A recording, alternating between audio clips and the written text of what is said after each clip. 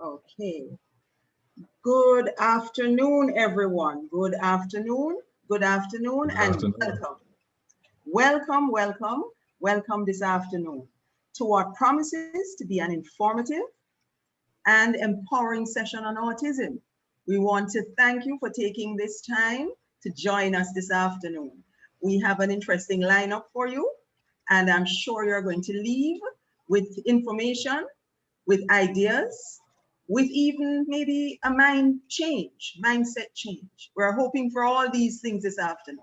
And so we'd like to welcome you to the Mico University College's webinar on autism this afternoon. And a psycho-neurobiological perspective and the implications for education. We first would like to begin with our Reverend Bosworth Mullins opening for us in prayer. Reverend Mullins. Thank you very much, Mrs. Alison Monroe-Tai. A pleasant good afternoon to all participants and all panelists. I invite us now to bow our heads in prayer. Let us pray. Gracious God, our Heavenly Father, we acknowledge you as the author and Lord of all creation. We recognize that you have made all persons unique and special. We apologize, Lord, for creating systems and norms in our society that exclude persons who do not think, look, or act like us. We acknowledge that in so doing, we miss their brilliance and unique perspectives that they bring to this challenging world.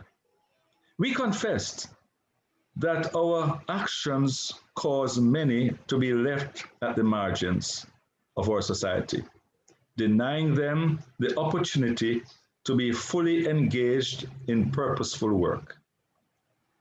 But you are the God of all people, and you sent your Son, Jesus Christ, especially to the poor, oppressed, and dispossessed. You came to rescue the people from the margins of our society. We therefore thank you for raising up persons to bring to our attention the needs and insights of children and adults who are living with autism. We thank you for all persons who have dedicated their lives to the plight of the autistic child and who have spent their time to research and bring insights that will enable us to give them a platform to express their brilliance and particular perspectives. We especially thank the Mico University College for hosting this webinar and therefore fulfilling its mandate to be a trailblazer in ensuring that no one is left out or left behind in being empowered to soar through education. We ask all these things in Jesus' precious name. Amen.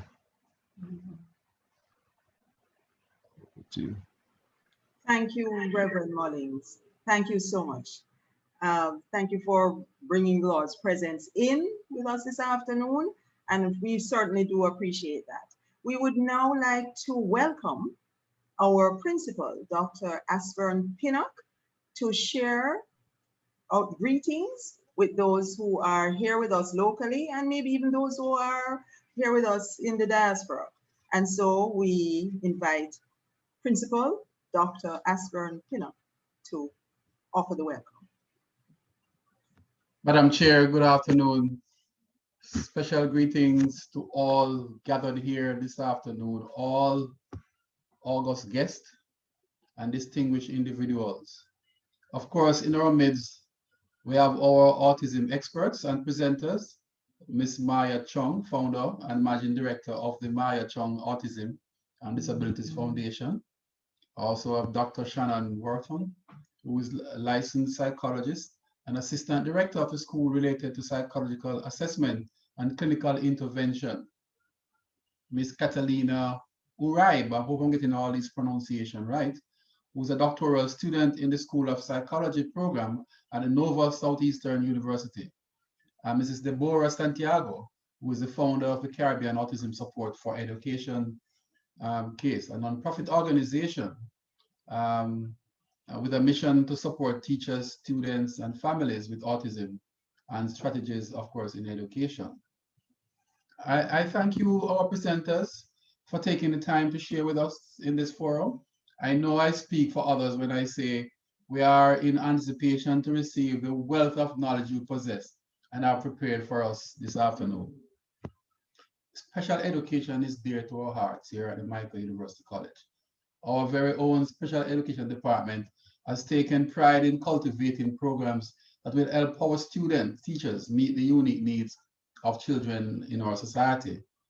Some of our graduates have found employment as special educators at special educational institutions and general education schools, resource rooms at primary and junior high schools, itinerant teachers, coordinators at remedial centers, and coordinators of centers of excellence.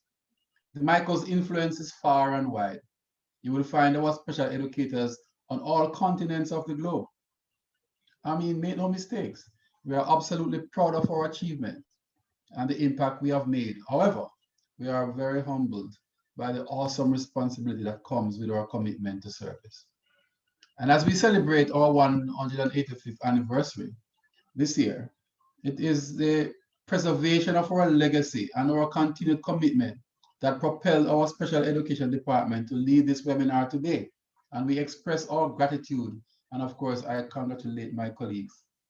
Many of us have already been aware of the fast pace in which life as we know it continues to change. We are currently experiencing just a sample of what the world will require, having to adapt to the life online due to COVID-19. The future is digital and is heavily tech-driven.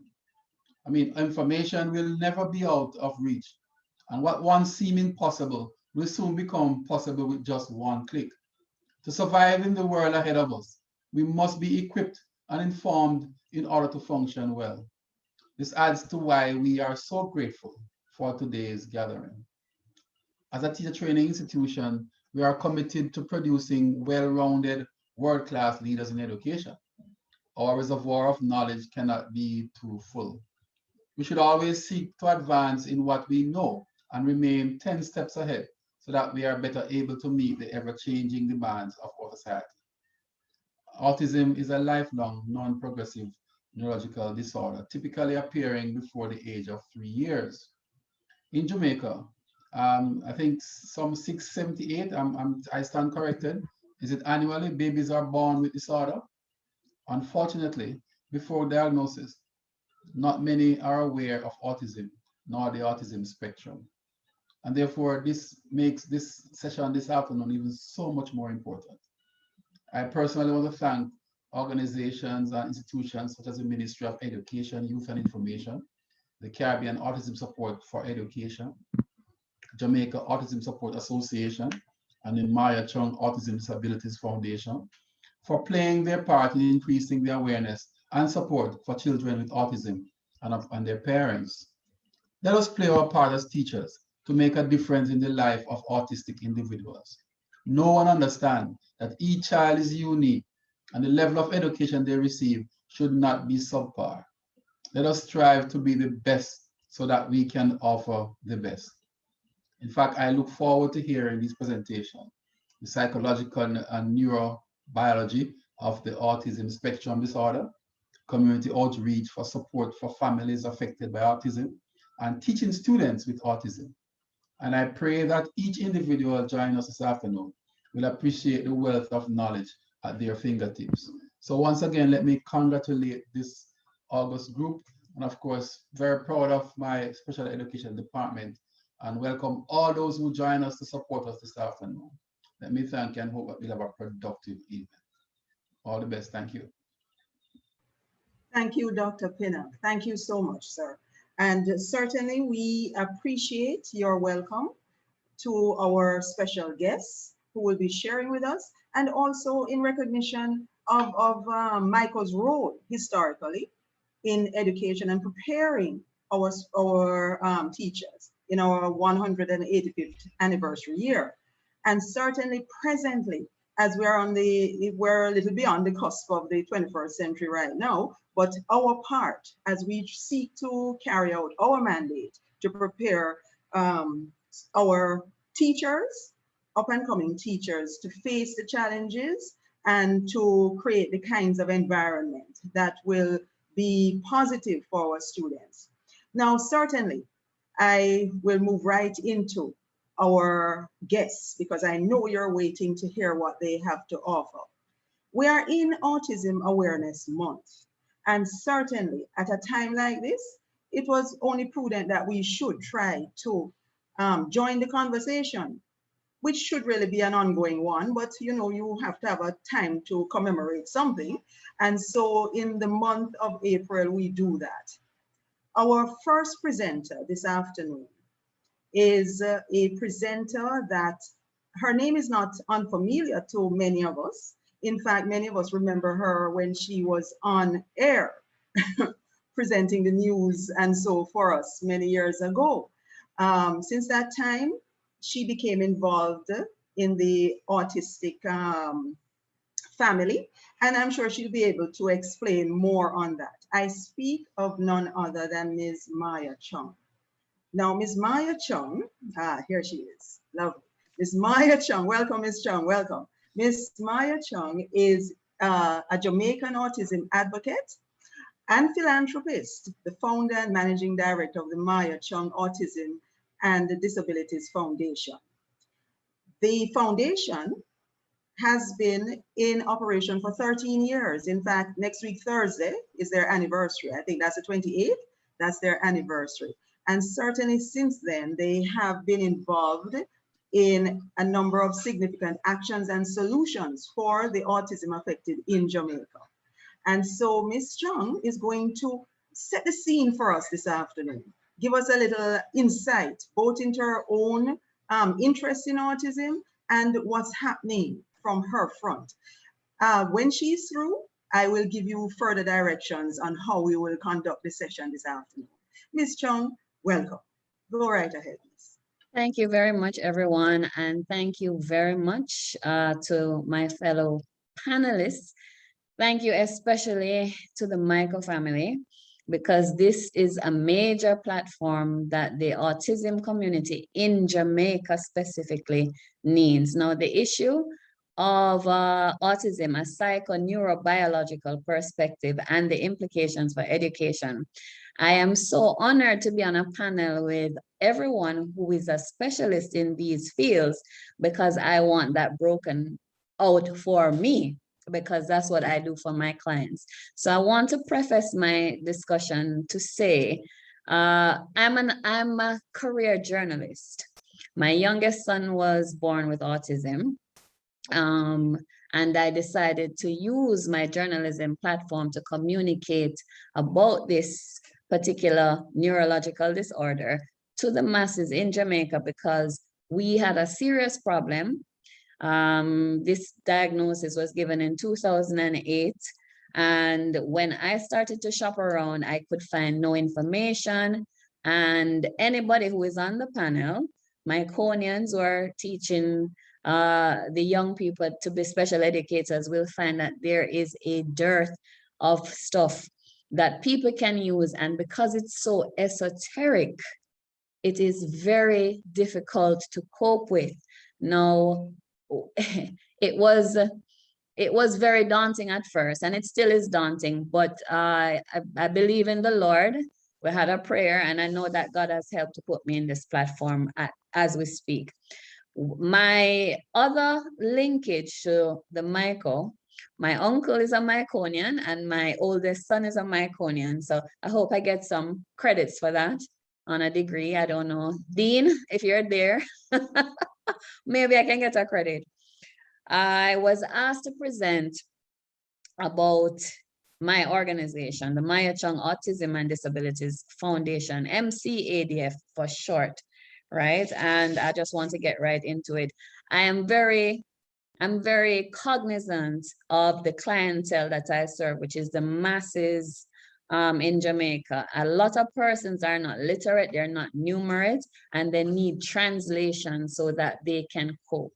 So I just want to turn in my my definition of autism, which can simply be defined as a brain disorder that can have problems with social interactions and problems with speech. The focus of my talk with you today will look at how the general direction in which the autism spectrum disorder, ASD, has been evolving in Jamaica, specifically over the last decade. So we have left off the 13.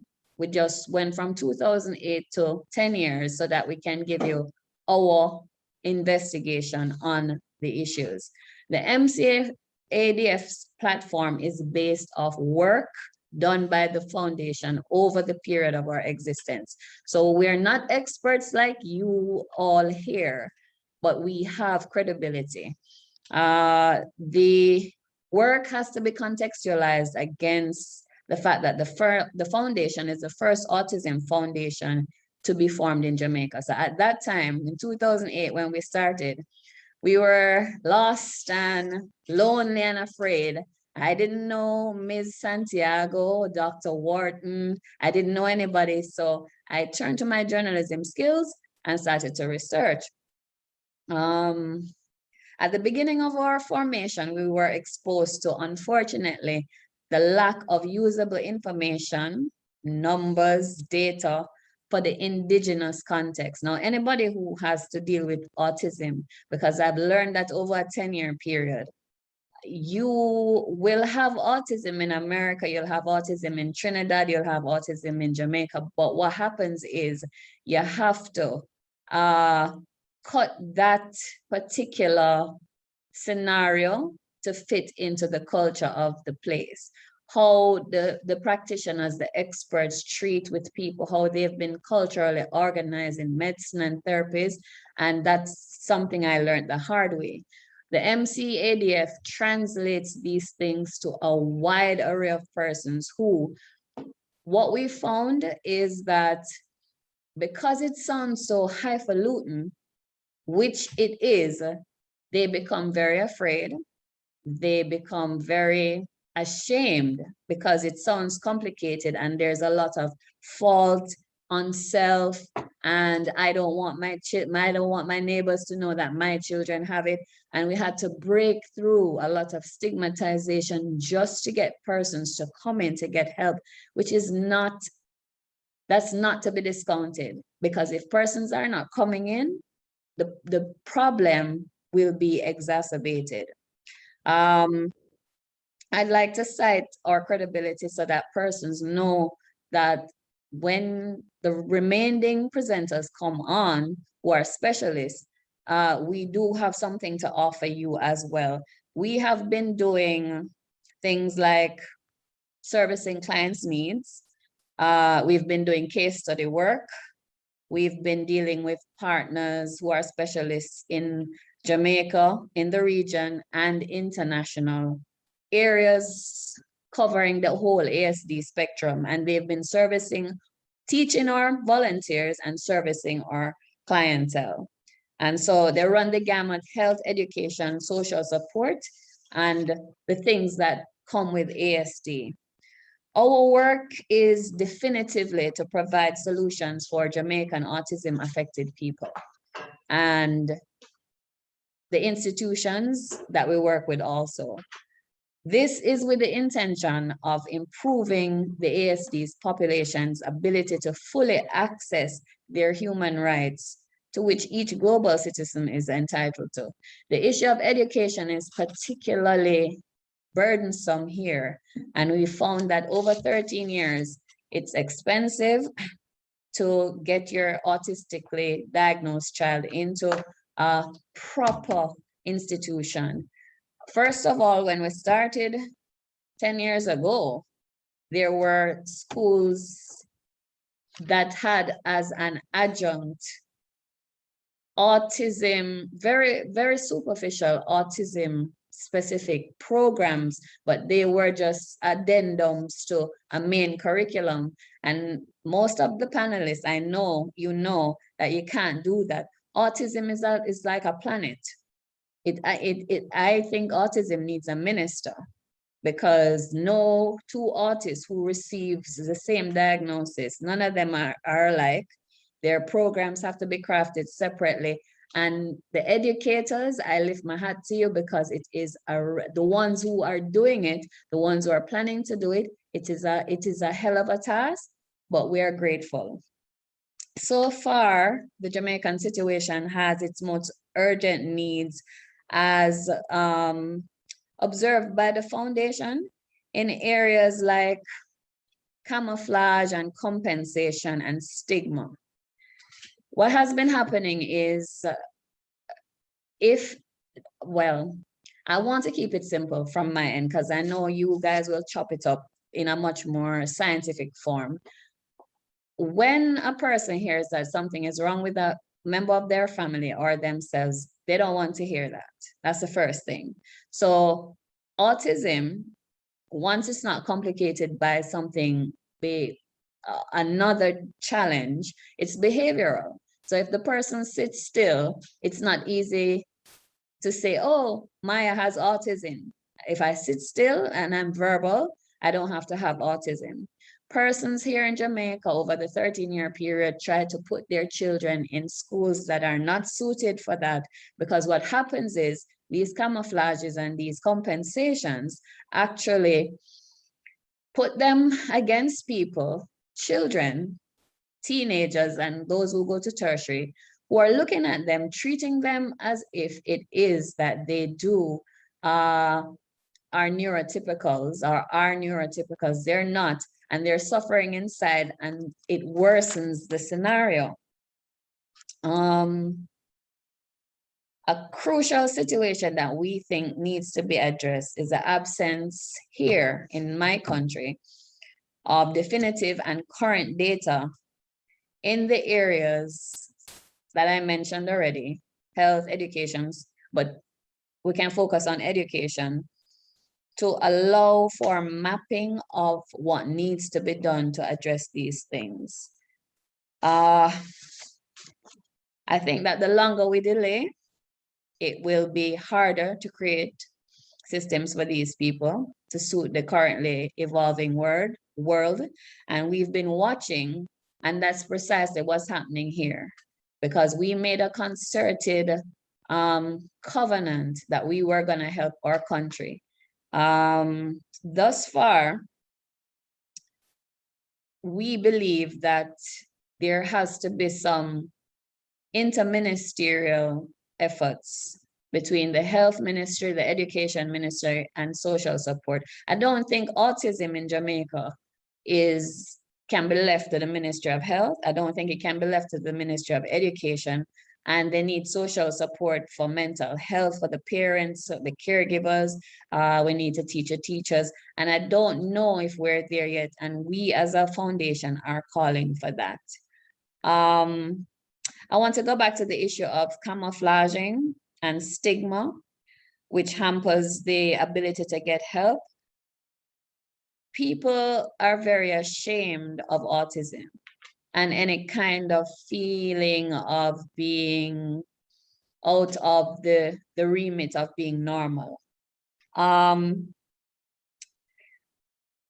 If we continue not to be able to convince people to come out of these webs of shame, and we're living in a shame world, it's gonna be a problem. So the MCADF is calling on persons listening, persons who have joined this particular event, and I'm calling on my fellow presenters to so explain to our clientele, because I know it's not just Jamaicans, but we're doing the indigenous perspective. Everyone who is listening from around the world, there's nothing to be ashamed of. In fact, the quicker you get to a service provider a diagnostic center if you suspect, the quicker we move forward. The autistic person's life is not cut short by the fact of autism. It's a brain scenario that hasn't been proven. It can be corrected by the expert panelists, but that has not been proven. So they live long and very productive lives if you do some research on the situation with autism. And so we need to address these things face on, head on. In summary, I would like to say that in 2021, we all need urgent identification to start the development of consistent, not ad hoc programs for the various complications of autism. And I thank you for the opportunity to be able to address and to sit on such an august panel. And I look forward to hearing our other speakers. Thank you so much.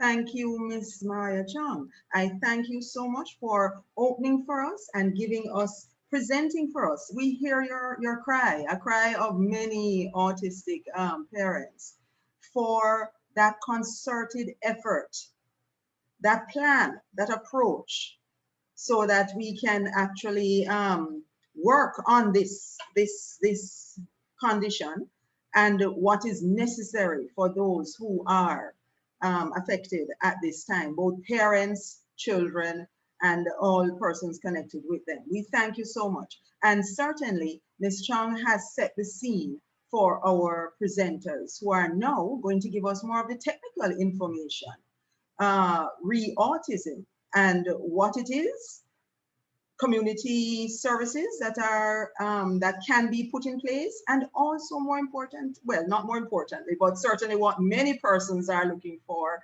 educational strategies, how we can actually work with the autistic child in the classroom and at home. And so thank you again, Ms. Chung. We are really hoping that through this session we can begin some kind of dialogue where that can be addressed. And so I would like to introduce at this time the other members of our panel. And I would appreciate if they could turn on their cameras so that they could be seen by others. Good, as I introduce them. I am going to introduce the entire panel, and then the first presenter will go ahead.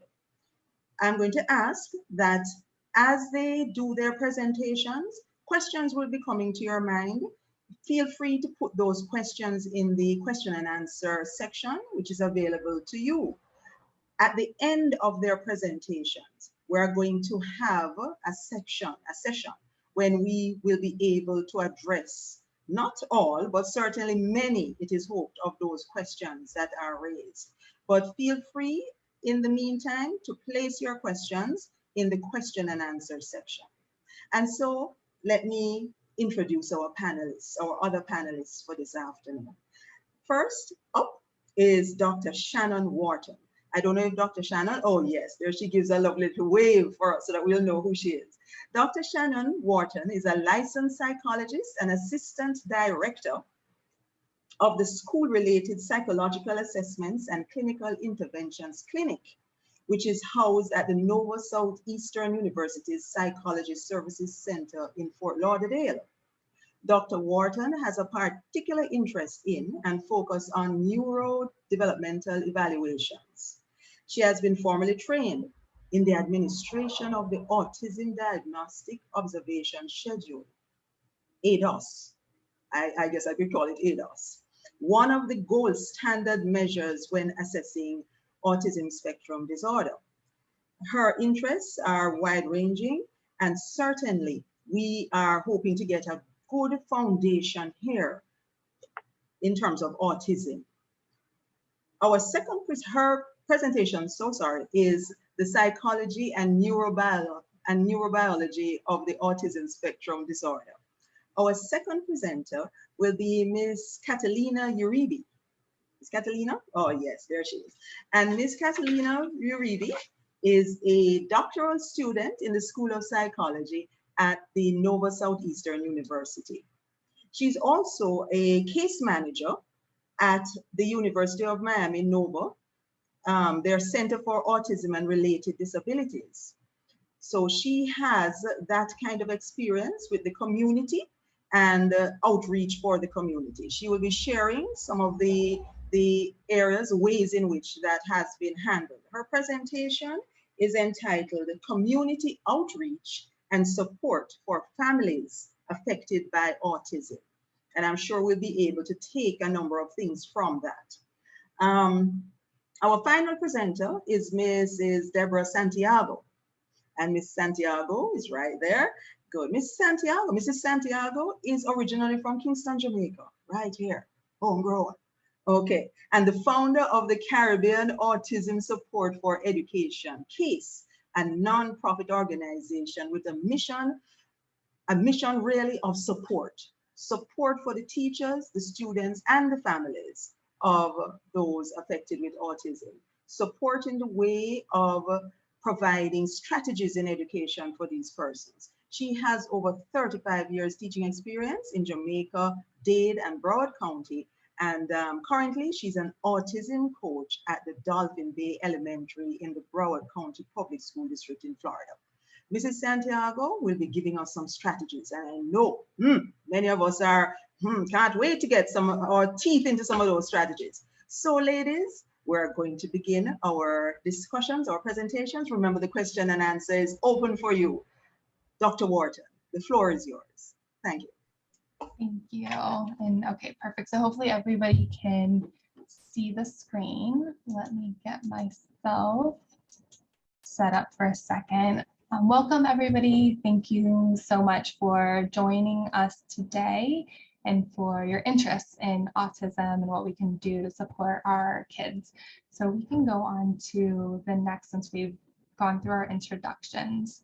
Catalina will be helping me move through the PowerPoint slides. So Ms. Santiago developed CASE, the Caribbean Autism Support for Education Foundation, really to promote awareness for autism in the community and specifically to train teachers and parents on supporting kids and educating kids with autism. And both Catalina and myself are part of the CASE board, so we're excited to be together for this presentation. So my focus is going to be really in part the psychology, but also in part the neurobiology of autism spectrum disorder. So I'm going to be talking with you for about 15 minutes or so, which I will say is not enough time to talk about autism. Really, my goal for you is to spark interest and to hear some keywords and terms that we might use when we talk about kids on the spectrum, so that you can then go and learn more, listen to talks on autism, read memoirs from people who have loved ones on the spectrum or who are on the spectrum themselves, really broaden your horizon. So the objective here is going to be to provide a brief overview, talk a little bit about what autism is, the characteristics, the prevalence of autism, as well as some thoughts on what might cause autism as well. So I want to start with this idea, what is autism?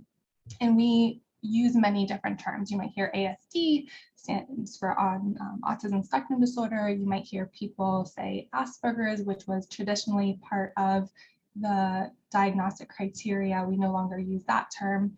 You might hear people say on the spectrum. So all of these things connect to autism. You might also hear people use the terms low functioning autism or high functioning autism, really just reflecting the level of support that that child needs. And it's often connected to their intellectual level as well, which we'll talk about in a second. Some people on the spectrum prefer person first language, a person with autism. Other people prefer identity first language, an autistic person. And so all this to say, it's so important to talk with them and to learn, how do they identify? How do they self-describe? What terms are important for them to use? So that when we're talking with them, we're making sure we're really meeting their needs and also being respectful of their preferences. I'd also like to say, I liked the conversation earlier about destigmatizing these disorders and destigmatizing autism. And for me, the diagnostic criteria and the characteristics that represent autism, it's really just language used to describe what we already see from that child and what we've already observed.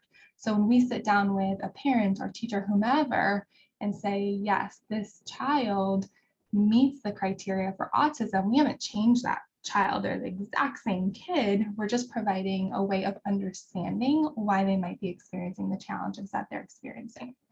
And with that, this idea of neurodiversity is so important. And I particularly like this second definition right here on this slide, the concept that differences in brain functioning within the human population are normal, and that brain functioning that is not neurotypical should not be stigmatized, really reflects neurodiversity. And so we know that all of us are different. We all operate differently. Our brains operate differently. We have different strengths. We have different areas of growth. And so yes, kids and people on the spectrum have unique challenges, but we don't want to stigmatize them just because they might learn differently or relate to others differently. There's this really interesting concept, I think, about like, when does normal variation become an abnormality?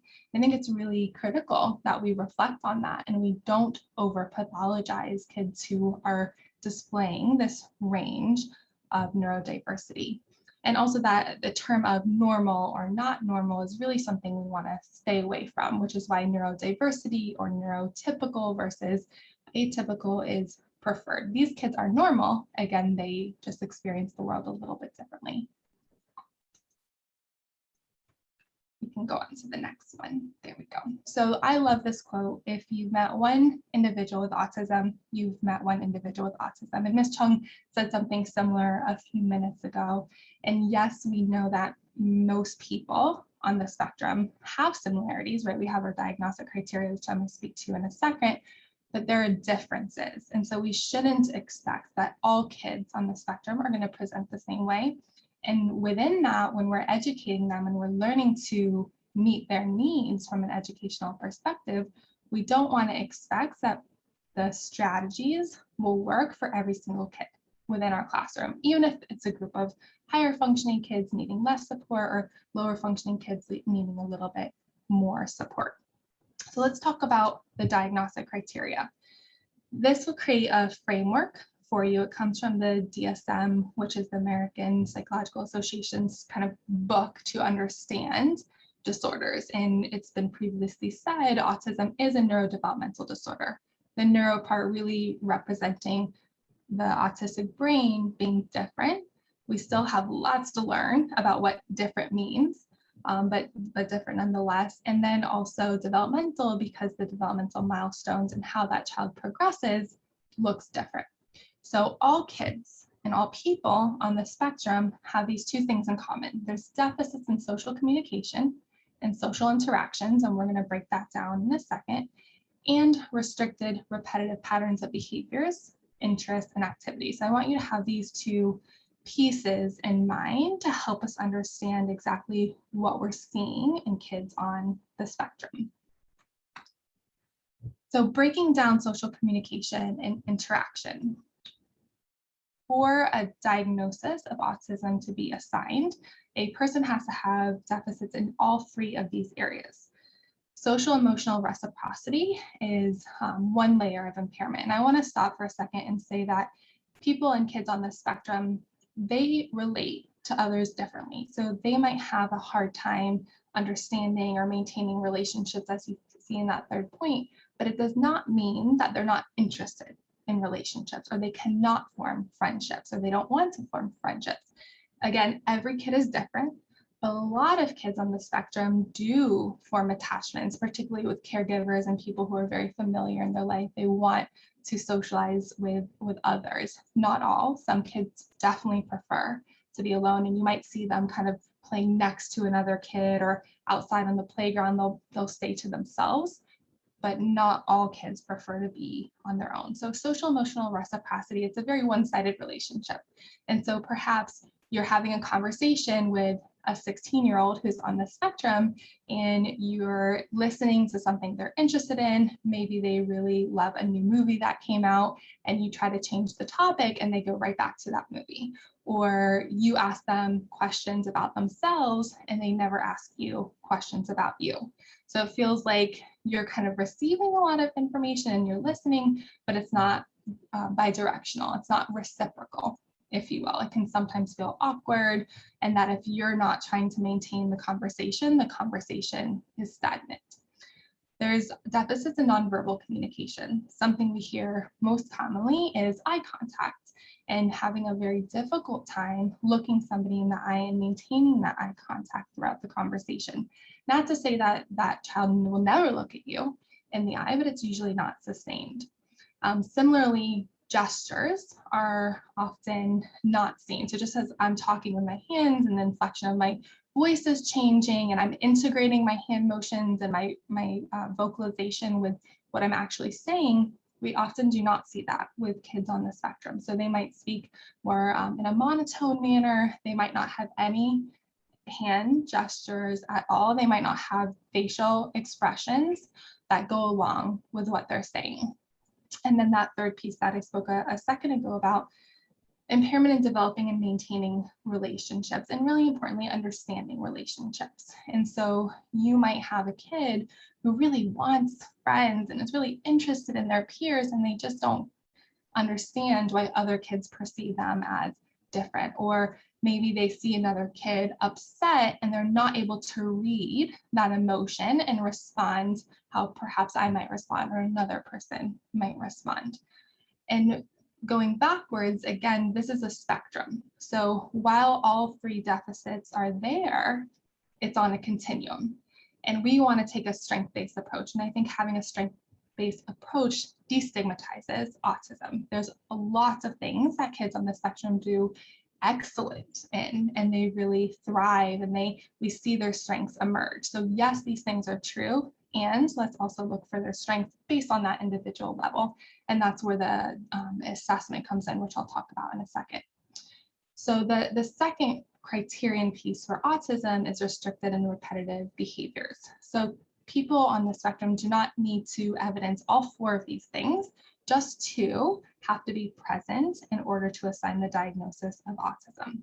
So the first is stereotypes, repetitive movement, use of objects, or speech. So maybe you see a kid who is rocking back and forth or flapping their hands or kind of manipulating their fingers, or they will repeat something they've heard, like a movie phrase or a television phrase or a commercial that they've heard over and over and over again. Or maybe you show them a toy car, and rather than playing with the car, they just focus on the shininess of the window, something like that. So those are some examples. Insistence on sameness. Many kids on the spectrum really need, if I will, to maintain same schedules. So for example, maybe every single day at 6 o'clock is dinner without exception, or every single day they must wear the same outfit, or every single day after school, they go home and first have a snack and then do homework. And it has to be the same every day. Like surprises are very distressing for many people on the spectrum. Routines and ritualizations are often seen. Highly restricted and fixated interests. We will see hyper focus on a particular topic. And I spoke a second ago about strengths. This can be a strength. We know many people who are successful and have created things and are innovators. They're able to do that because they have that high focus, because they attend to one thing and devote all of their attention. And at a simpler level, maybe that kid loves dinosaurs and all they want to talk about is dinosaurs, or maybe they really love politics and all they want to talk is about politics. It's highly restricted and fixated. And then the fourth part rather is sensory processing. And so we see that kids on the spectrum either are very sensory averse, meaning sounds are too overwhelming, or certain lights are overwhelming, or maybe they don't like certain touches or textures of food, tags and clothing, things like that, or sensory seeking. The sensory seeking behaviors help stimulate them, which we'll talk about later. So maybe they'll take your hand and they'll put it towards your face, or maybe they're very interested in different textures that they touch or different sights. So either hypo or hyper sensory focused. Language impairment is commonly seen. And so from an educational perspective, this is such an important piece to consider, because while approximately 40% of kids on the spectrum are non-speaking, it doesn't mean that they're not able to communicate. And I didn't put nonverbal on purpose, because kids on the spectrum, even if they're not using spoken language, we can teach them to write, we can teach them to type, we can teach them to associate pictures with words. There are other ways of communicating aside from verbalizations. But we do know that language impairment is common with kids on the spectrum. In the nature of time, I won't speak to all of these, but a couple that I want to point out is we often see idiosyncratic communication, meaning that child will develop almost like their own way of communicating, maybe certain words or phrases that are meaningful to them, but perhaps we don't use. And language pragmatics. So you might have a 13-year-old who is telling jokes and talking to other 13-year-olds without realizing that they might not be interested in hearing that joke, or maybe that joke is more appropriate for a younger child or an older child. So matching their way of speaking to a certain age group can be challenging for them. And that's the language pragmatics part. So there are many conditions that are associated with autism. I put just a few here because I think it's important that we're not looking at just one part of the child, that we're really considering them as a whole person as they are, and that we're making sure they meet all of their needs. So about a third of kids on the spectrum meet criteria for an intellectual disability. So their cognitive functioning is impaired and their adaptive functioning is impaired, which means day-to-day tasks, clothing, hygiene, taking care of themselves might be very difficult for them, and they might need more substantial support to engage in those day-to-day tasks. ADHD is often seen with autism. We won't have enough time today to speak about it, but they're also often misdiagnosed. ADHD can look like autism and autism can look like ADHD, which is why an evaluation can be really helpful in figuring out exactly what's going on so that we have an appropriate treatment approach.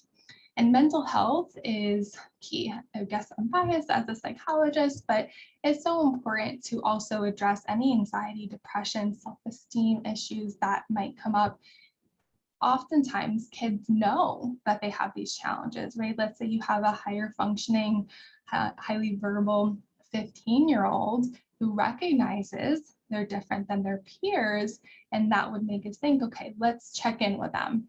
Are they experiencing any anxiety? How are they perceiving some of these difficulties? Do we need to provide additional support to them?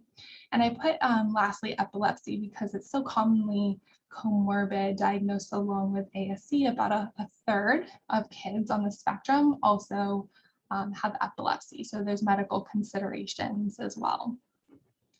So let's talk about how common autism is. The rate, if you will, of autism has increased substantially over time. And there's a lot of conversation about why that is. Is there truly more children being born with autism, or do we just have a different understanding, a broader diagnostic criteria of what autism looks like, therefore we're capturing more children? Maybe a little bit of both. So right now, about 1 in 4 kids meet criteria, with boys being diagnosed about 4 times more often than girls. So that makes us question, why does this happen? And so I put here, why is autism more common in boys? But really that's a little bit of a misnomer, because we don't really know if it's more common truly, or if we just diagnose it more often in boys.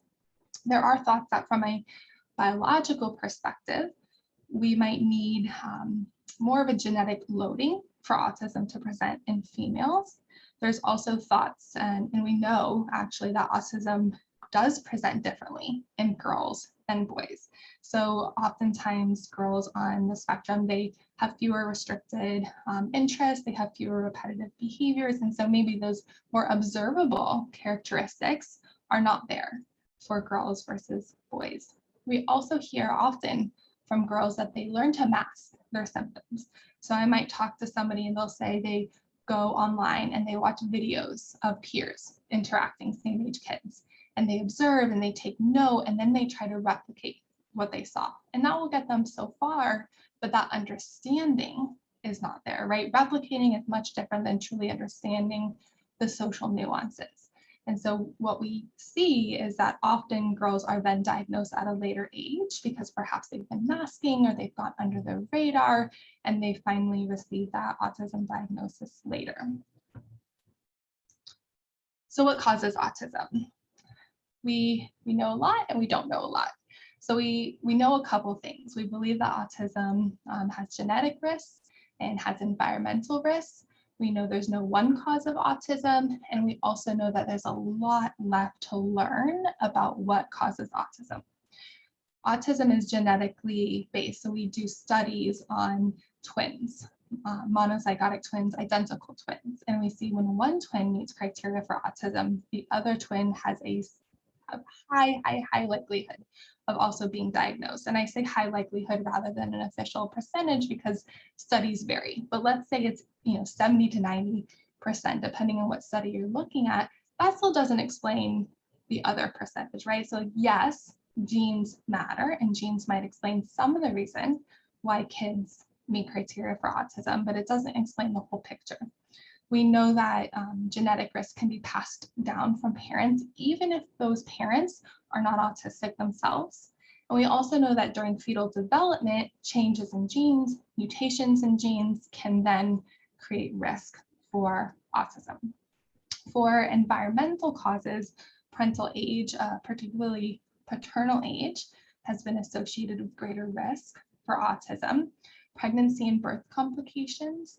And so we know that babies who are born prematurely, who are low birth weight, they have an increased risk if there are multiple pregnancies, meaning twins, triplets, etc., and pregnancies spaced less than a year apart. And again, risk factors. So having multiple pregnancies won't cause autism per se, but it perhaps increases risk along with other risk factors we're talking about. There's also been some medications that have been linked to increased risk as well. What's critical, especially now during the pandemic, is to highlight vaccines do not cause autism. So that's been a myth that's been perpetuated for a long time because of a fraudulent research study years ago that created panic that vaccines cause autism. And we know now that there's no research to support that. So that should not be a fear for us. And if it is a fear, to talk with parents and that we don't have anything to substantiate that link. Finally, on the cause part, we know that kids on the spectrum and people on the spectrum, they process information differently. And so it can be at the neuronal level, so those individual connections between those nerves and how information is transferred from one to the next might be different with kids on the spectrum. There's been hypotheses that they have more connections, more synapses than neurotypical people, which would impact how information is processed. And then there's also been hypotheses that regions of the brain might communicate in a different way for kids on the spectrum compared to neurotypical kids.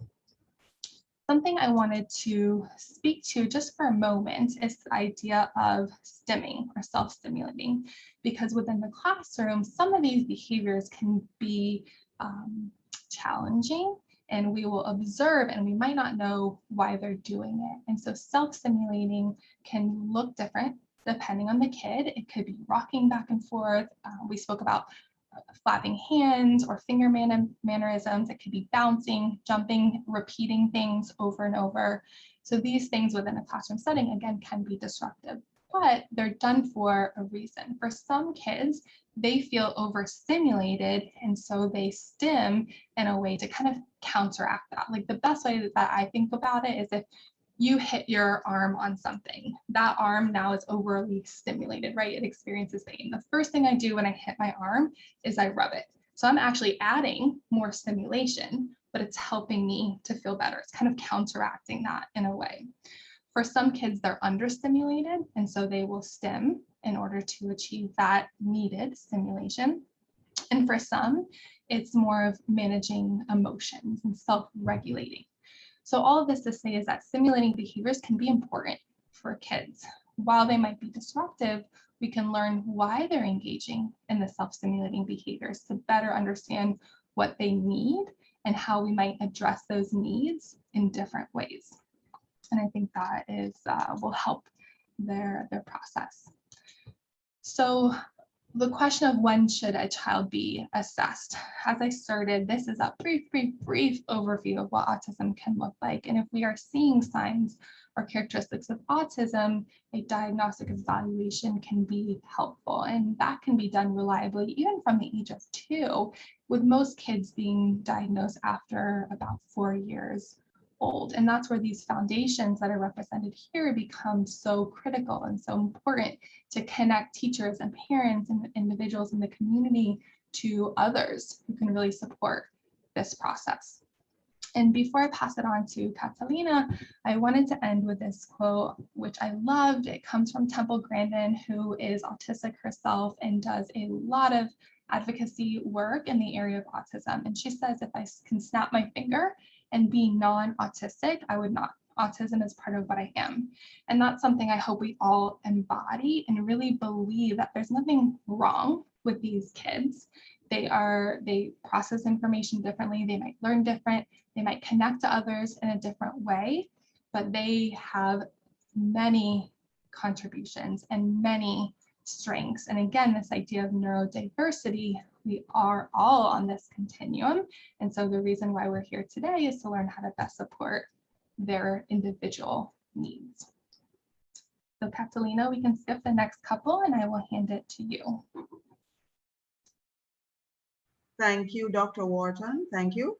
And as we get ready now for Ms. Uribe, who will take over, I want to thank you for giving us, helping us at least to situate in our minds the causes, possible causes of autism, the criteria certainly from which we can say someone has autism, as well as when we should seek an assessment and what should be done at that point. Ms. Uribe will now go on with community outreach. Thank you. Yes, thank you. And if you remember in the beginning when I was introduced, although I am currently a doctoral student in school psychology, my day job, as if I wasn't busy enough already, is as a case manager for this organization that really focuses on community support. And so my role here today is to briefly explain to you how we work as sort of a way to spark this so that it can continue in Jamaica. And it already sounds like Ms. Maia Chung's foundation is working towards this. And this might be able to get a little bit more specific into how this collaboration can be possible. So again, I work for the Center for Autism and Related Disabilities. This is a multidisciplinary agency. So speaking just for my own card, which is a combination of the University of Miami and Nova Southeastern University, we are composed of a lot of different people. So we have psychologists, we have counselors, we have board certified behavior analysts. So these are the people that are trained in behavior therapy, so ABA if you're familiar with it. We also have people that used to be teachers. So whether they are multiply practicing, as in they're practicing as psychologists, counselors, and BCBAs, as well as being a case manager like me, or if they retired into this job, we have a lot of different viewpoints on autism, on families, and on the educational setting. Our role is to support, advocate, and educate.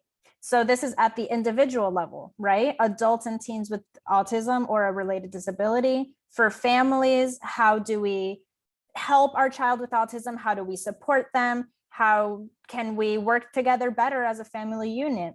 We work a lot within schools. How do we create better classroom environments? How do we teach better? What are the strategies that we can use?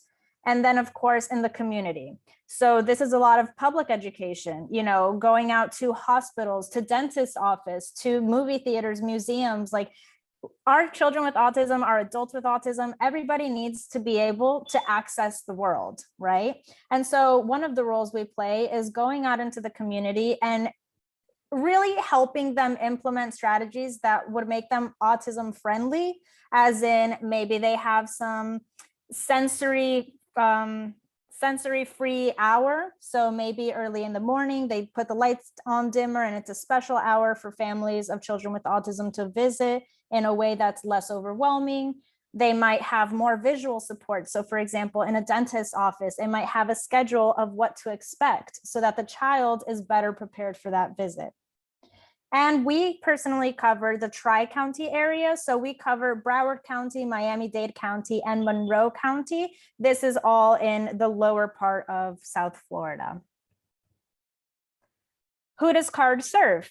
As our name suggests, we serve individuals with autism.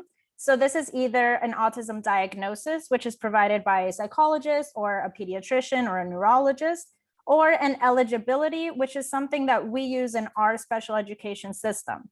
Somebody can have a medical diagnosis and not have an eligibility for school, which means that they don't need special education because maybe they're not academically struggling and they don't need extra support, and vice versa. They can have the eligibility at school, but not have the medical diagnosis that Dr. Worton went through the criteria of.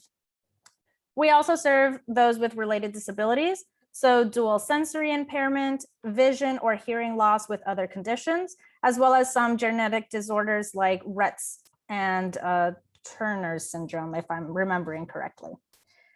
Lastly, I put that we're cradle to grave because really from the moment where you receive diagnosis or before you're diagnosed with autism and maybe you have a developmental delay diagnosis until really the moment that you die or leave us, we are there to serve you and to help you. And this looks different, and I'll talk about that next, I believe. So how do families join CARD? First, we have some paperwork. Right now, we have an online registration process, and then you'll just need to provide a diagnosis or eligibility documentation. We don't require any other information, and you don't need to pay for any of our services. We're a nonprofit agency that is partially funded by the Department of Education here in Florida and partially by donations and by fundraising.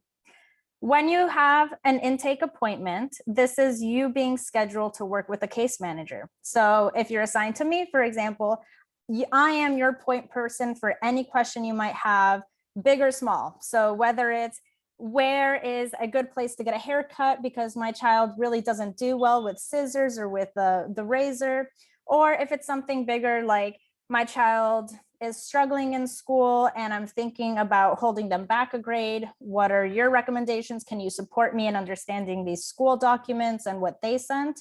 Things like that. So for the appointment, what we do is whatever's easier for you, whether it's in office, which was pre-COVID days, of course, on the phone, and now virtually. We just get to know you. You basically tell us about your family, what areas of need you're experiencing in the moment, and how we can help you immediately. And then, of course, we stay in contact throughout the lifetime, really, and we keep adjusting as needed. And the only other requirement is, of course, that you need to live within our boundaries. So that was the Broward, Miami, and Monroe County boundary. So here I get more into what does CARD actually do? And again, a lot of it is providing information and referrals. So families will usually come to me looking for a speech therapist, an occupational therapist, behavioral therapy.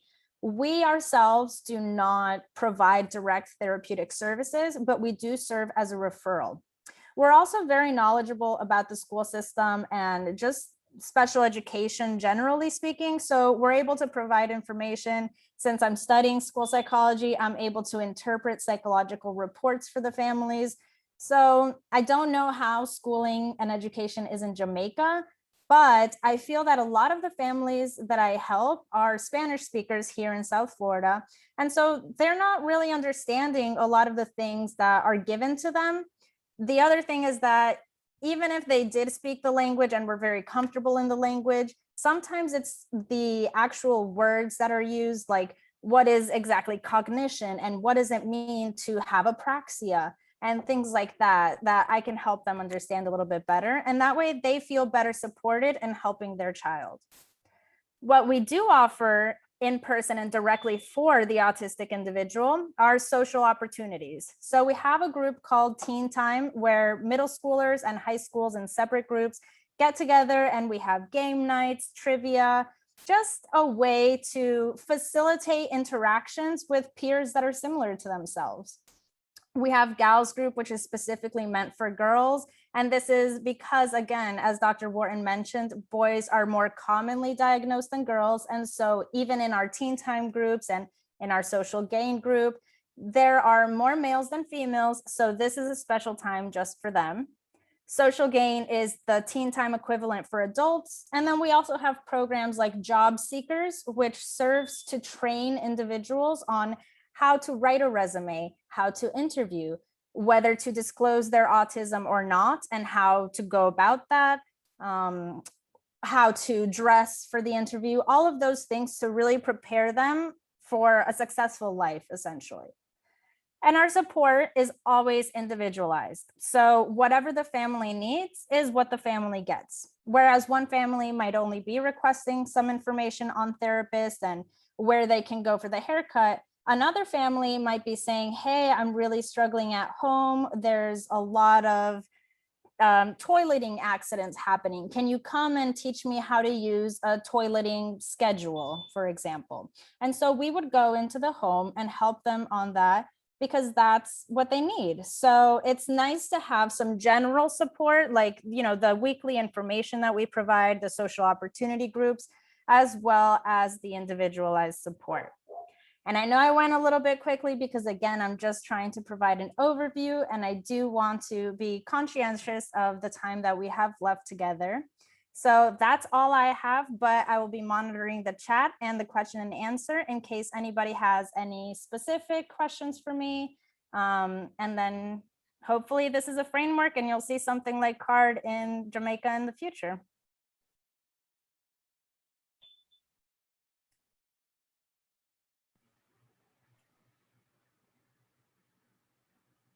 Okay, thank you again, Ms. Uribe.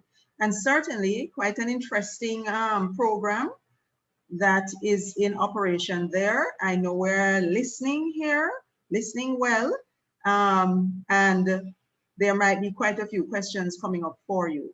I want to use this opportunity now to welcome Mrs. Santiago, who will be sharing with us on strategies. We already have a good idea of, well, a little idea of what autism entails. We understand some of the support that is available. And so we want to move on now to some strategies. Thank you again, Ms. Uribe, and we look forward to any questions that might be there. Remember, place them in the question and answer. Ms. Uribe is monitoring as well as Dr. Worton, and we will give an opportunity later on as well. Thank you, Mrs. Santiago. Okay, good afternoon, and thank you for having us. Thank you for having Case present today. It's been a long time coming. We've been looking forward to this moment. I am pleased to just say that my team with Miss Uribe and Dr. Worton really brings us together and brings the meaning of what our families need and our students need, our teachers need. So I'm here, and hopefully at the end of this presentation, there will be a little bit of something for everyone. So Ms. Uribe is going to help me with the slides. So, okay, so here we have the learning challenges for our students with autism.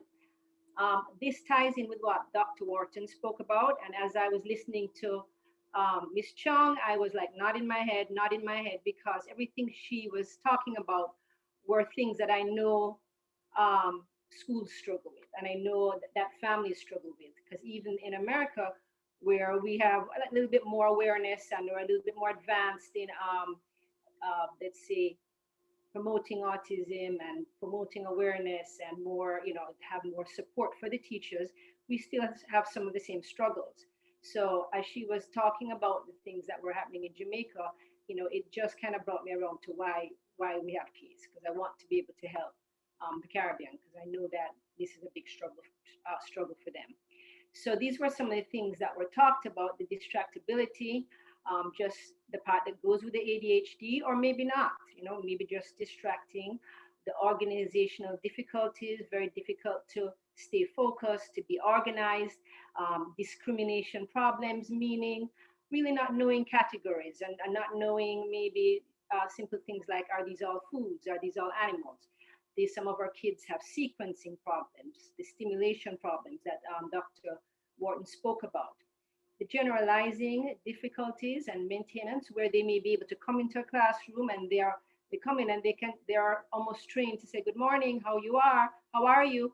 But when they leave the classroom environment, maybe they're not saying it in the rest of the school, or maybe they're not saying it when they go out with their families. So learning things that they're not generalizing. The unique motivational systems that our kids have are struggles for them. The unique learning needs, because some are nonverbal students, so they may require a different methodologies to teach. We definitely have a lot of our speech and language pathologists who are part of our team in the schools. So that's a big plus, a big need that we, with our kids with autism, our students with autism, we have always, I'd say almost 90% of the time, they work also, besides with the teacher, with the speech and language pathologist, because that language deficit of the pragmatics that she spoke about, not knowing how to socially speak, or not understanding others' point of view, that's part of not only the teacher's education that she has to give them, but also the speech and language pathologist addresses that.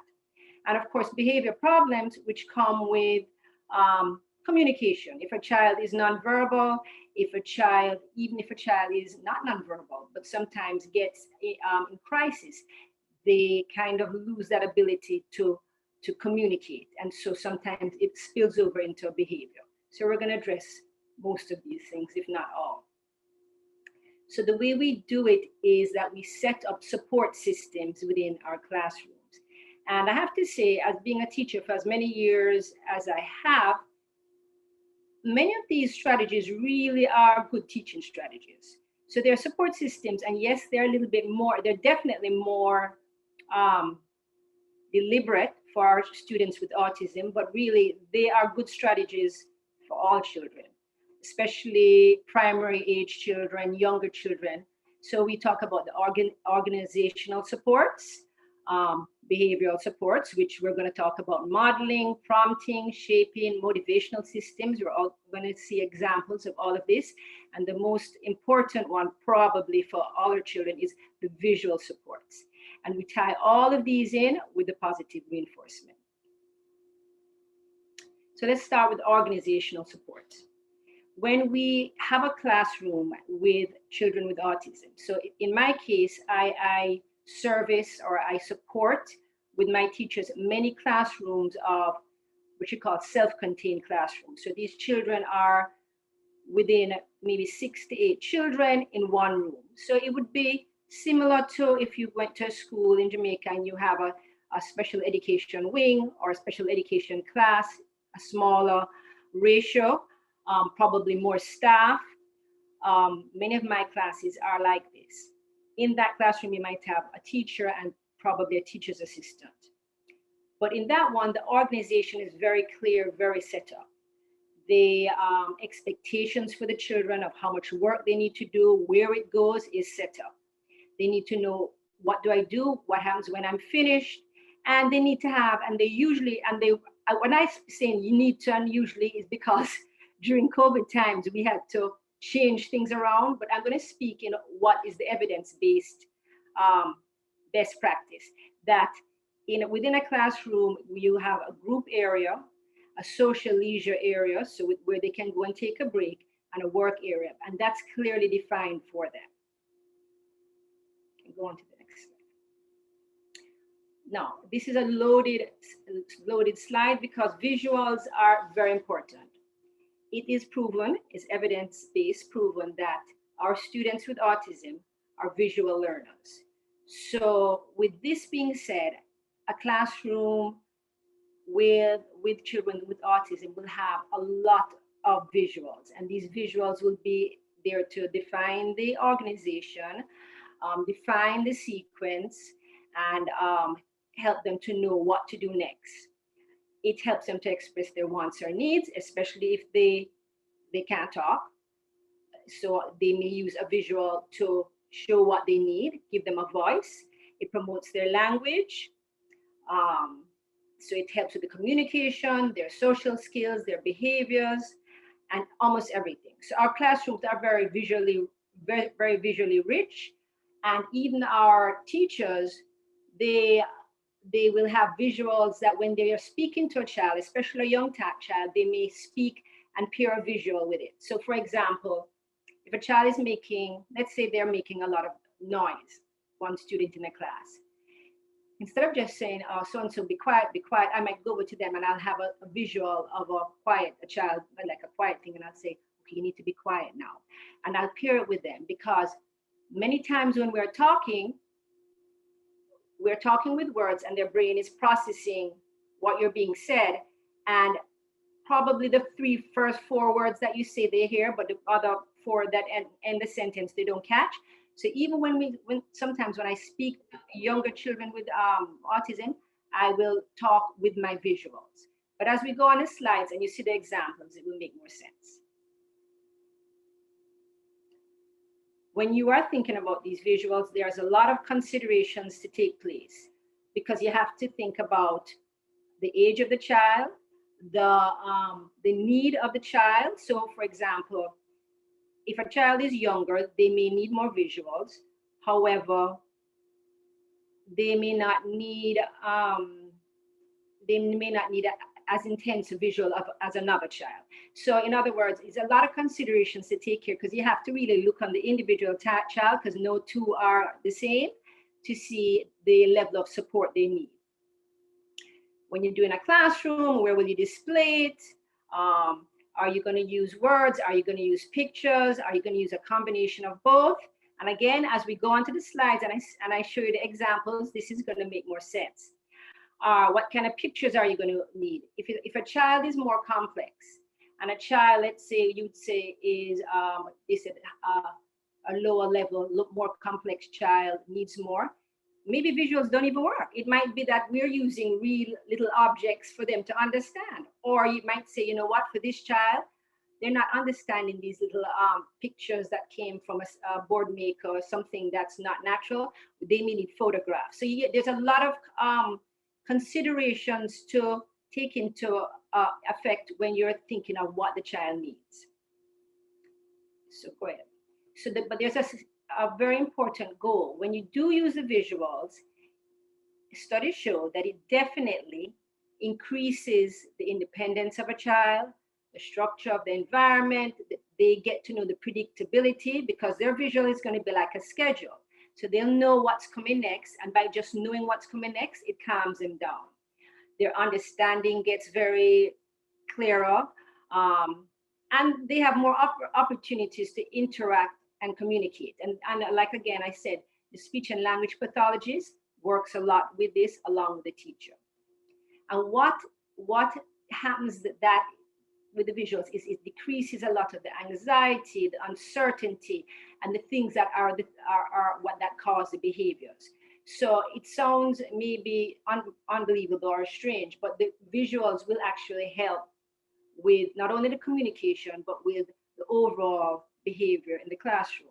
And having done this for a number of years, it's proven to me. So I sometimes even see, I'll have, I'll give you an example. One day, one of my teacher assistants were doing lunch with the child, and the child was getting up, and she was like, sit down, sit down, sit down. And I just went over, I said, remember your visuals. Like, I just prompted her, and I just went to the child and I said, G, you need to sit down. I just showed him the visual of the seat.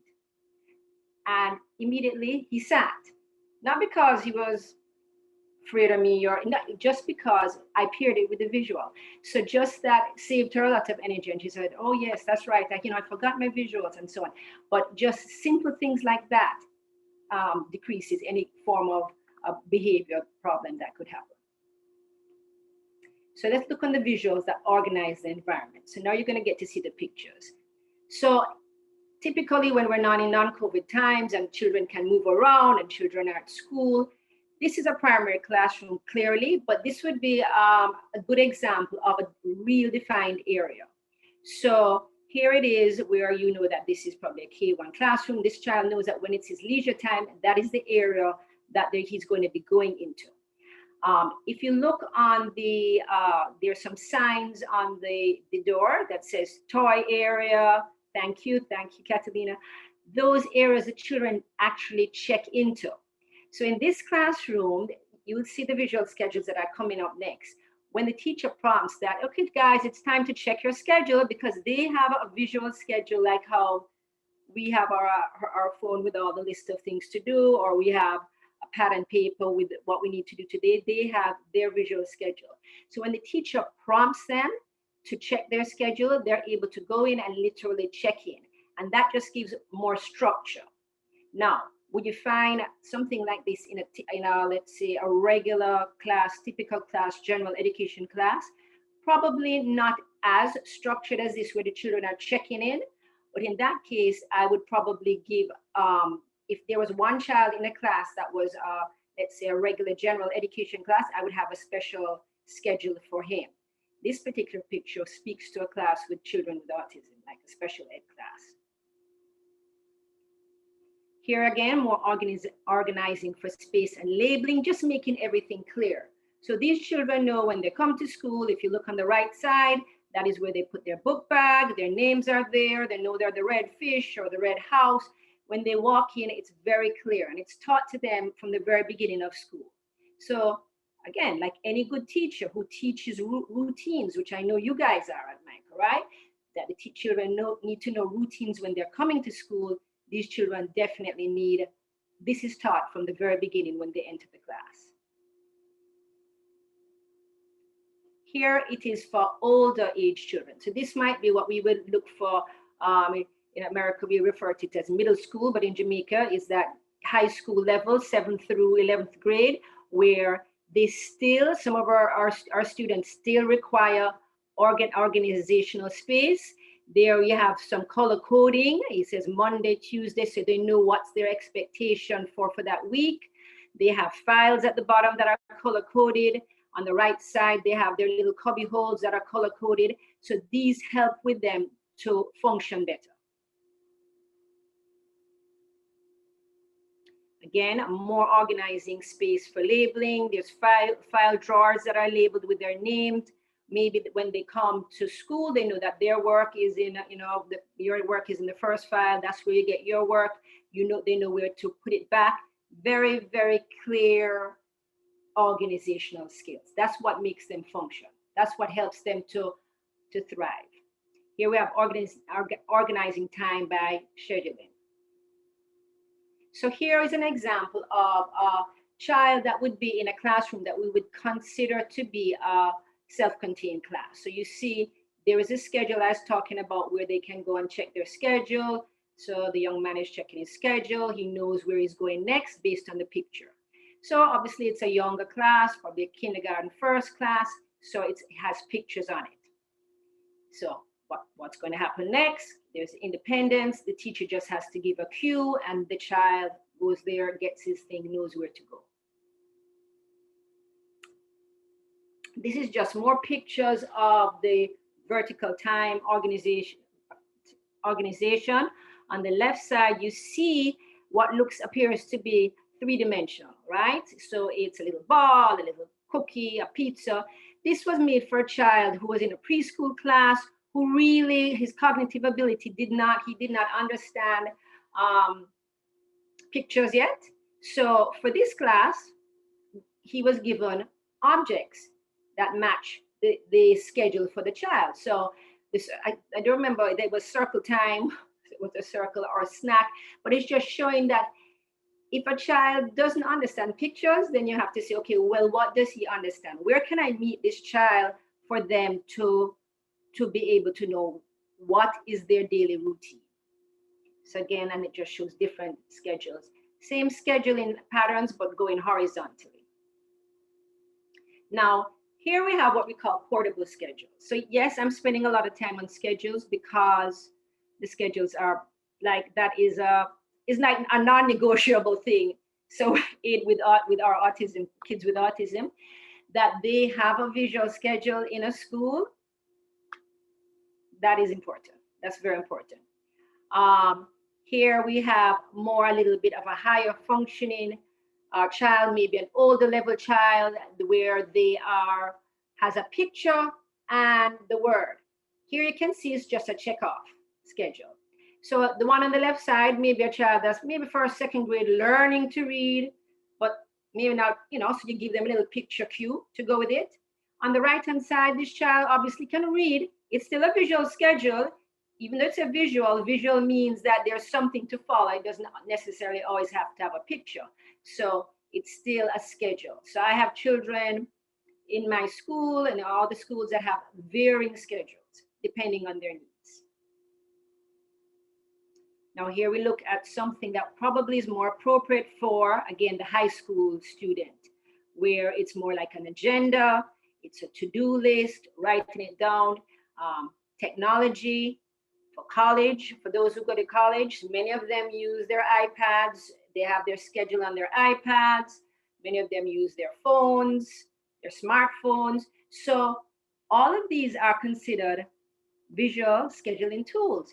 So it may start off with paper and pencil or picture and pencil, but really anything that keeps you organized is a visual schedule. And then these are ones that are used within our schools a lot. The timer, probably one of my favorite things. The timer for a child, because our children with autism do have those perseverations that Dr. Worton spoke about. And as I will hear it again, Ms. Chung speak, I know what you say. In that planet, they are sometimes in their own world, in their planet, and they're fixated on what they want to do. So the timer is my personal best friend. Where that I say, you can have your time doing this, but it's going to be a certain amount of time. So sometimes we are going to talk about the first 10. They said you can do it, but we're going to see how long you have, 4 minutes to do it or 5 minutes to do it. And that simple visual of a timer for them, knowing that, okay, she's allowing me to do this thing that I want to do, but when the time stops, I have to stop it. It's a visual that works because there's something about the time that they respect. Not always easy, but it's something that works. Again, well, if you don't have a regular timer, a lot of times I use my cell phone timer. I literally show them, and like what I'm looking now, I have 21 minutes left, but they see how they can, how you can see that circle, they can see that, they can see how much time they have left, and they are able to respect that. Here's a basket for placing finished work. It's a visual. So again, another organizational tool that's a visual. Something we used a lot of, putting the marks on the floor. You're going to see classrooms in pictures coming up where that mark was used as a visual. This is the area you need to stay in, especially in this time, during our time when we went back. With the pandemic, we used a lot of markings on the floor for them to maintain the 6 feet. But even beyond that, before pandemic, I still used a lot of markings just to say, well, when you're in this area, this is the area I want you to be in. Okay, so it kind of gave them their different areas to be in.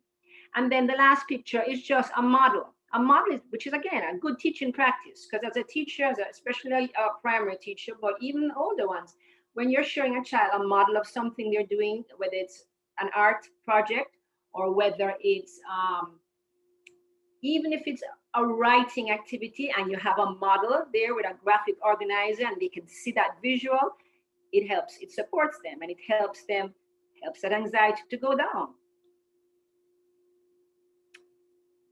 To the next one. So we talk here now a little bit more about the behavioral and motivational support. So this was another category I had. So another one of my favorite visuals as an educator, as a teacher, and as a coach is the first then. Because the first then says to the child, I'm going to get to do what I really want to do. And our students with autism have many times they're fixated on what they really want to do. So even though they have their visual schedule and we teach them to respect it, they will be fixated on what we call their preferred activity. So their preferred activity could be an academic activity, or it could be a break, or it could be, a lot of times it's technology, iPad, computer. So they want to do that. But we as teachers, we need you to do reading, we need you to do math. So here what we have is like a card. It says first you do your math, then you get your computer. Here it's pictures. In the second one, it's photographs. It was for a younger child. First then can be used for anything that you need the child to do. First you wash your hands, then you're going to get your snack. Again, evidence-based. If it's one thing that works, the first then works. Even if it comes with crying at first, you tell them you're going to get what you want, but you need to do what I need you to do first. On the right side, you have like a motivational visual where this child is working for computer, but it's kind of like a little higher level of motivation where you can get them to do a few things. So that's why you have these little discs. You know, you do your math. Oh, good, you did your math. Okay, or you did your reading. Good. Okay, it's coming up. 2 more things. You have to do more things, and then you're getting your computer. So these children can kind of have more of a long threshold to wait. Whereas I would more use the first then with a child that is kind of where you have to, before you get them to that level, you have to give them what they want, even if they're getting the computer for 2 minutes. You're making them do your work, then you give them their little time.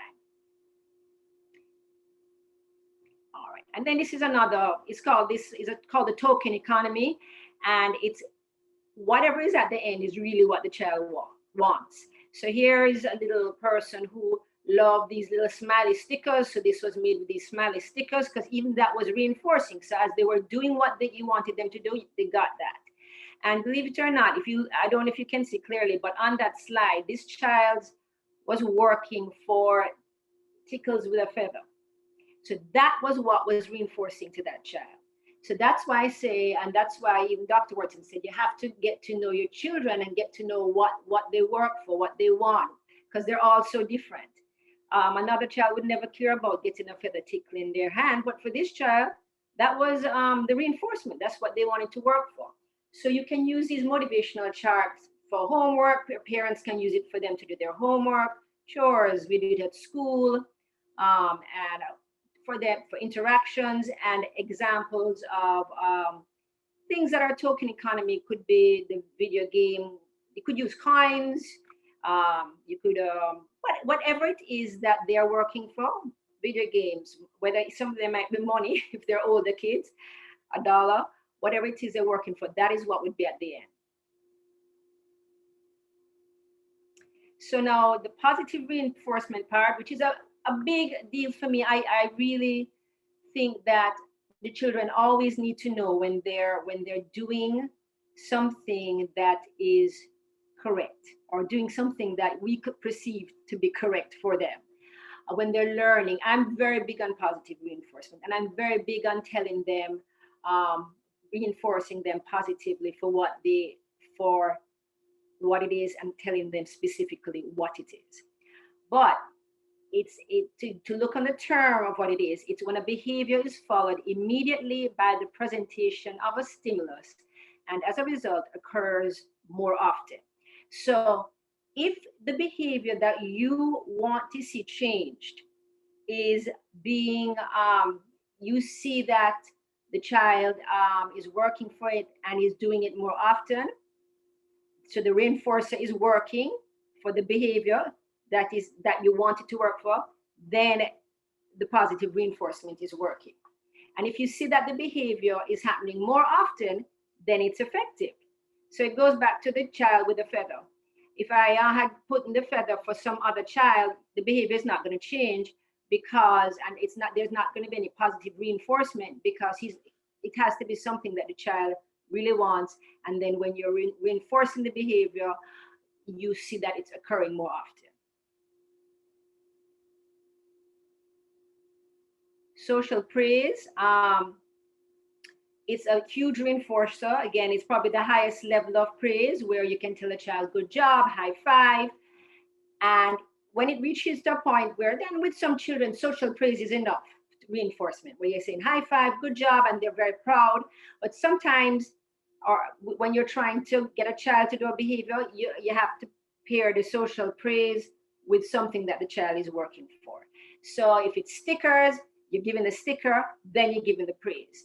If they're working for the iPad, that's their reinforcer. You're giving their, they did what they were supposed to do. I'm really glad that I'm really happy that you were able to finish all your work. You've earned your iPad. You got that tangible iPad. But then I always try and give them that social praise to let them learn that emotion. I'm so proud of you. I'm so happy that you were able to do it. So it makes them feel good. But and again, I always state what they're doing. I'm so proud that you were able to finish your math.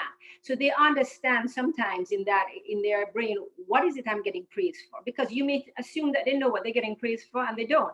So I would say, you were able to walk in the line. Oh my gosh, I'm so happy.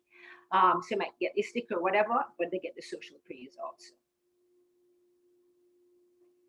All right, so our kids need prompting, and there are many levels of prompting. When they're in our classrooms, we know that the learning doesn't come naturally to them. So we have our physical room set up, which is very clear and defined. We have our visual schedule, and especially at the beginning, they require prompting. The most, I'd say, most intrusive or most part, which is a lot, is the physical. So if a child is not really catching on to how to check a schedule or check it off, I may have to go and say, okay, we're going to check our schedule. Let's do it together, and physically check it off to them, or physically walk them over to check the schedule. And now this is where you're going. That's physical prompting. Gestural prompting, which is probably one of my favorites, where I just have to point and just use gestures, less intrusive. When they're learning, when they've now learned, so it might be saying, okay, check your schedule, and I might go and just point, just that gesture, and they're doing it. That is a prompt level. Positional prompting, where we just kind of have to go close to the child. What are we supposed to be doing? Okay, you're checking your schedule, and they're able to do it. Verbal, which is probably the most used one. Teachers use it a lot because, of course, go check your schedule, do that. Is a good prompt, and when they follow it, is good, and that's something that's good. But really, I think the most independent level of prompt is visual. So if with one verbal prompt, not multiple, a teacher is able to say, check your schedule, and a child is able to do it, that shows a lot of independence. And if you think about it, as a parent, you won't always be with your child as they grow up, right? And so for you to be a parent that says, okay, I'm do this, go do that, go do that, and the child is 6 years, 8 years old, 10, 12, 14, 15, and you're always having to be with them, that is a burden for you, that as a parent, and as a child, they get dependent on that. So the idea is to have these children, our kids, to be able to use visuals, whether the visual is their own list, whether the visual when they're in college or high school is their smartphone or their agenda, that they can be so organized because they've been learning this from in preschool, if they're diagnosed, or in kindergarten, all the way through prep school, elementary school, all the way through high school, that they now can be self-reliant and rely on the visual without having the talking all the time. Modeling, something again that we do as great teachers. You're demonstrating the behavior, involves a demonstration of a behavior to be learned. So I do a lot of modeling as a coach. For example, I give you an example. Just yesterday, one of my students that I'm working with, who is in what you call a typical classroom, general education classroom. However, being diagnosed right now, second grade, I realized he would cry. He cries for everything. He was crying for anything that frustrates him, he would cry. Now, this is a child that is, if you look on him, he's high functioning, as we would term. He's in a general education classroom. He's with neurotypical second graders. However, one of the things with him is his coping skills. So if he's frustrated, he cries, he drops to the ground, and we would talk and say, look, you just, when you're frustrated, use your hand, tell your teacher that you can't do this. But with even that didn't work. So I had to come up with systems for him to work. So there's a lot of trial and error with our kids, because sometimes you may think this is a good idea and you try something and it doesn't work, then you have to adjust it. So I said, okay, I'm going to do this. I don't want you to cry every time you're frustrated. I'm going to give you 3 cards that says break on it. So I put 3 little cards on his desk that it says break. Because I realized that every time he got frustrated, it was like he couldn't find the words. He got so upset that he went into the cry. So he would take the card. So I said, what I want you to do is I want you to take the card when you're frustrated, hand it to your teacher. Then you go over to your area. I have a special area for him, and your teacher is going to come over to you once you calm down and help you. But before I didn't just leave it to him, I modeled it. So I said, what are we going to do with the card? And I showed him, pick it up. And literally modeled with him what he was to do with it. Because I'm realizing that me just saying it to him, he might be saying yes, but for me to make sure that he understood, I had him model it and do it. So we're doing it like the second day, I think we're doing it. Teacher said so far went well. He was able to give her the card, less crying in the classroom, because now he realizes he doesn't have to speak to the teacher, but he's using the card to communicate, even though he's a child that can speak. But until he kind of gets a hold of that emotional thing that happens to him when he's upset, it's like like a little intervention. It's a strategy. And again, it was modeled so that he really knew what he was doing. Now, shaping, probably most well known about when a child is potty training and the parents might have a sticker chart. Oh, I'm so happy that you're using the bathroom, and you get a sticker. That is shaping a behavior. So most of the times we see it in our younger classes. We see it with families who have young children. Shaping can also look like, for a school purpose, a child, let's say, who runs in the hallway, always running in the hallway. So we've spoken to him, speaking not working. So we're going to say, let's start shaping this behavior. Okay. So we say, okay, it's time to line up. The child gets up to line up, and I might be there or the teacher is there. And just the fact that he could get up and line up, we start shaping. So I'm so excited that you're able to line up and to walk to the line. So you're reinforcing that simple thing of just walking to the line. And maybe for that child, a sticker is a big deal. So if that's the case, you just put a sticker on his hand for him. Then as he's walking down the hallway, you might say it again, I'm really excited. Look how good you're doing. You're walking in the hallway, get another sticker. So you're shaping the behavior. That's not just working with just telling them you need to get up, line up, walk down the hallway, because some of our kids don't work that way. They might have a little bit of the impulsivity that was mentioned before. The ADHD might be kicking in. So we have to be shaping the behavior by kind of reinforcing every little step that they're doing towards what you want until they get there. And hopefully it's not that you're going to be giving them stickers for the rest of their life, because after it becomes a habit, maybe it goes from the sticker and the social praise to just the social praise. I'm so proud of you that you walked all the way from lining up to the cafeteria. Man, you're making me so happy. So in the future, you are able to fade out the little tangible of stickers or whatever it is. Just check my visual schedule and see how, okay, 5 minutes. I really have to go fast. So reducing uncertainty. Again, individuals with ASD have difficulty knowing what is coming next. This can cause anxiety, and then that anxiety results in behaviors. So just the predictable environment, whether it's in a primary classroom with many visuals and visual support, or in even the high school level where they require the agenda. And you know what, I have to tell you, this is where the families really have to come in, and this is where hopefully, as Ms. Chung was saying, that the stigma, that it goes down, so that the school and the teachers can work together and say, this is what my child requires. Can you do this for me? And really that the teachers are sensitized to knowing that sometimes you're going to have a child in your class that will require more than another child. Simplifying language, checking for their language, giving them in a simple way. If it's an older child that you think understand, and then asking the child to, can you tell me what I'm saying?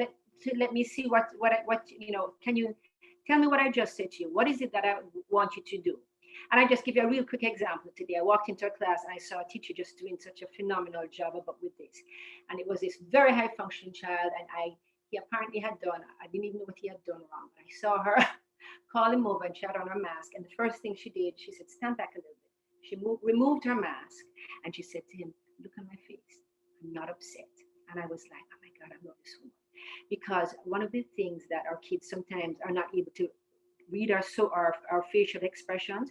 So she said, very calm, I'm not upset. But she went on to explain to him what she wanted, what she expected from him. And then she said, can you tell me why? Can you tell me why, this thing that happened this morning, can you tell me why it was that we have to talk about it? Which was phenomenal because she had to explain it to him. Very high functioning child, 5th grader. You look on him, you think he should know it, but he doesn't know it because his brain isn't wired that way. So the teacher was able to say, look at my facial expression and break it down. You can go to the next one. And what I have here, we'll go a little fast through because it's a lot of pictures, but I really want to see, because one of the things they asked me to address is how do we deal with autism in this time when many people are at home. So when we started off, we were just like you, where all the children were at home. Now we are back in school, but some still choose to be at home. So what I have done, and I'm going to speed through this because my time is running, is that I had sent letters to parents. And this letter it's not a letter, it's really called a social narrative. And it was for the children to be read to about what our school is going to look like. School is closed right now. That means I will have school from home. And it's a social narrative. So it kind of teaches the children what difference is happening, especially if they've been accustomed to coming to school all along. And I actually wrote 2 of them. I wrote a very detailed one with my voice recorded. And I sent it to all the parents by email. And the parents, it was a PowerPoint presentation, but it's actually my voice who read the story about soon I will go back to school. When they were coming back in, it's going to be different. I have to wear a mask. And it kind of took them step by step by step what to expect when they came into school, because it was going to be different. They weren't going to have those areas where they moved. They were going to have restricted areas. So I had to I wanted them to be prepared before they come in, which is what our kids need. You can go ahead. That was part of the story. When we had most of them at home, when we were all teaching from home or from, I had made these visual packets for the teachers' assistants, for the teachers to, we all had that thing, put your camera on, take your camera off, microphone. But with our kids, we use the visuals too. So it was helpful. So that was all prepared for the parents, and they came and picked up these different packets. I actually prepared visual schedules that you'll see on the left, especially for our younger kids, because many of them they're accustomed to it when they're in school. So when they come into school, they know that they have a visual schedule. I didn't want them to not have one at home. So I prepared schedules for all our kids, which is about 40 families, that they would have the same schedule, that even when the teacher was working with them virtually and she would say, okay, now it's time for math, time for speech, whatever it was, they could move their schedule. And of course, and then this is just a comprehension card. I also prepared this because our kids really struggle with comprehension, struggle with inferencing. They can sometimes read brilliantly, but not understand what they're reading. So these were, that's my timer. Okay, wrapping up. So this was a card to help them with the comprehension piece. Then just quickly, just what our classrooms look like in the time of COVID. Here it is. This child still has a visual schedule, but she's right at her desk and she's checking it off. Good choices, poor choices. So even though it has words, there's pictures also to support that. This is a second, third grade class. Here's a little boy. He has his own visual schedule on his desk. You can see the rooms are clearly divided, even though they can't move and interact, especially at the beginning, they still had their own division, so they knew their space. Here is an older classroom. So this is 4th and 5th graders who the teacher had the schedule on the board, so they can read it. All of them can read it, but you see that even the teacher checks it off as they're going along, as she's going along on the right-hand side. So they know that lunch is next and whatever is next. And this is just a few pictures of different kinds of, like currently I'm using for some of the kids. All of these kids here that I have these scheduled for are in typical classrooms now with this, where if you can look on the one that's the lower left corner, it's called expected and unexpected, because these children have had some behaviors that the teachers expressed to me that are, I'm not coping with this behavior very well, because he's playing around, he threw something at his teacher, his friend. So I kind of spoke to the child, and I call it expected and unexpected behavior. And I said, what are you expected to do in class? And we kind of made the list: do my work, use my pencil, do my computer. And then I put on the other side, what shouldn't you be doing? And playing around. So it was kind of, these children have this on their desk every day. And I will go into the rooms and I say, remember what we're looking for. Look at the top part. Look at the little boy doing his work, keeping quiet. This is what your teacher wants you to do. This is what's going to earn your rewards. And they all have some sort of reinforcer or reward system. Head, again, just of a setup. This is a child very easily distracted. So his desk is just by a wall. It's not punishment, but because he's so easily distracted, we put the desk by the wall so he can focus while he's working. I think I made it in time. And I just love this quote by Mandela, that there can be no keener revelation of a society's soul than the way in which it treats its children. And children with autism are all our children too. So we hope that the change will come where we as a society here in the United States, we as a society in the Caribbean, in Jamaica, will be more accepting, not just aware, but accepting of people with autism, young people, young children. And that's our mission. Thank you. There's some references.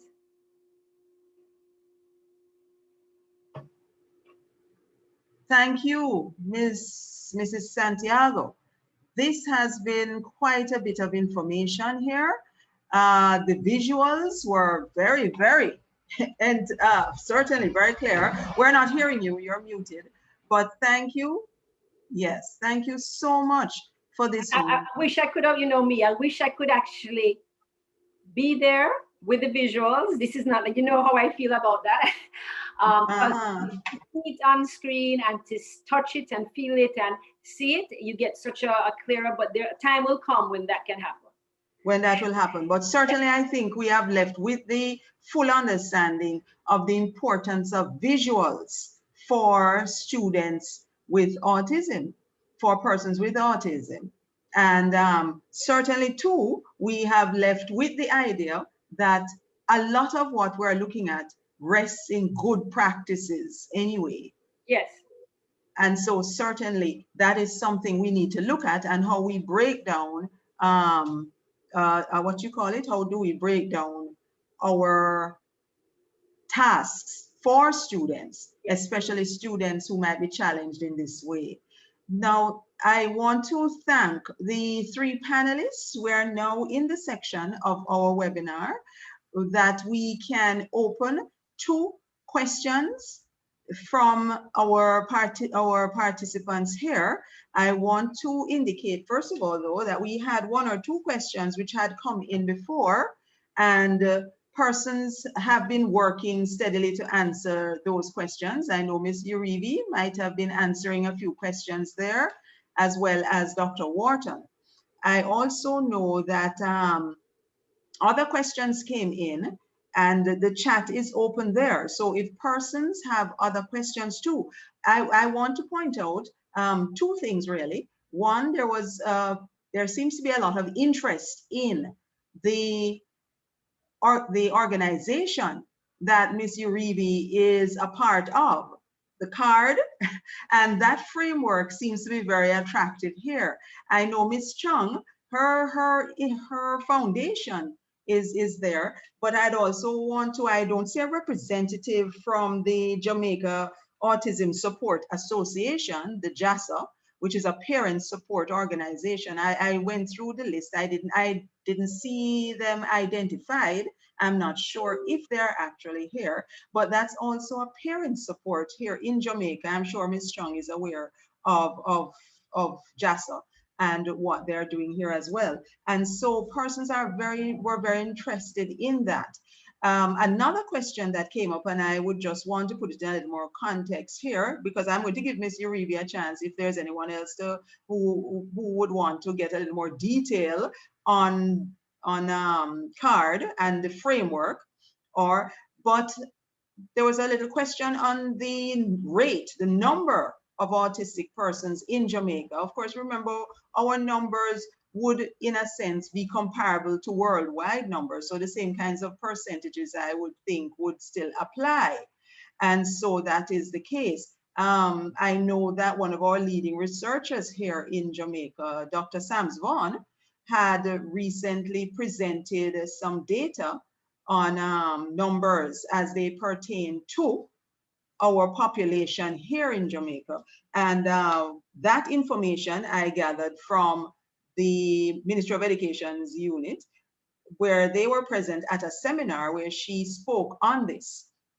And she had indicated that out of 40,000 births in Jamaica, we're looking at this time, maybe, not maybe, 600 could be diagnosed with autism, and 500 of those being boys. And so in terms, that in itself might work out to be comparable to what worldwide statistics are showing. I am not sure if Ms. Chung has any information. Yes, I see her finger up, so she might want to respond.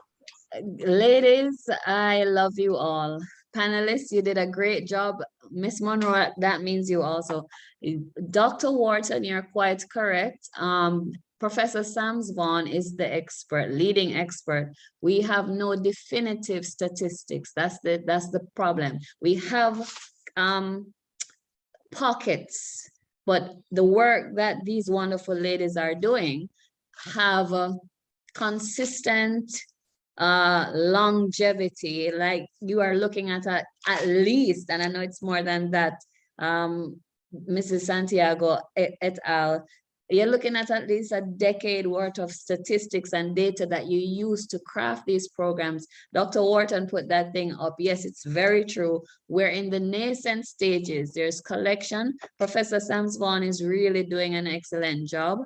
I wanted my only question to Mico. I don't know if Mico would get involved, but CARD is fantastic. And when the Mico invited the MC ADF, it was with my vision to partner with you guys for life so we can help the Jamaican populace. We need you. Your services are the services we're trying to get for the people. Everything is on point that you're saying. And that's my question. And I'll defer to the rest of the panel. And I know we have a lot of questions from those watching.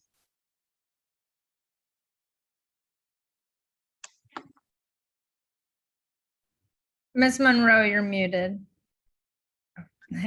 Thank you so much. I'm such an obedient little one that I muted myself. But I want to give the opportunity for persons to post their questions in here. Certainly, CARD drew a lot of attention in our discussions online, the question and answer. And so that sounds like more dialogue with others, even within other parts of the institution and other institutions.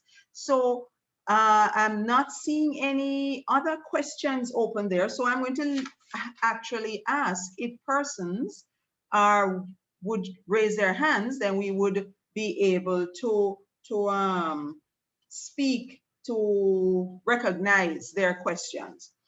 My question, so I'd give anyone a chance to do that. CARD came out of years of, as you have said, years of working through with populations of this kind, working through. I particularly found interesting the fact that you are a service that you do not provide therapeutic services. You actually give advice, direct, channel people towards, and create social programs for persons. And that in itself, how did that idea really come about, though, in terms of creating something like that? Sure. So we're actually part of a bigger organization named CARD, and there are 7 of us only in Florida, and they're all linked to different universities. So there's UF CARD, which is University of Florida CARD. There's, FSU, all of that. For our specific CARD, it started out with 2 friends who, were involved in this work in one way or another, and they thought that there was a bigger need for this. I think that the reason why we don't do any direct services is because what we try to do is fill the gap. So there are already therapists out here. There are already all of these people providing intervention. So what we try to do is find those special spaces where, the teens and adults can socialize, because it's not always a safe space for our kids out there.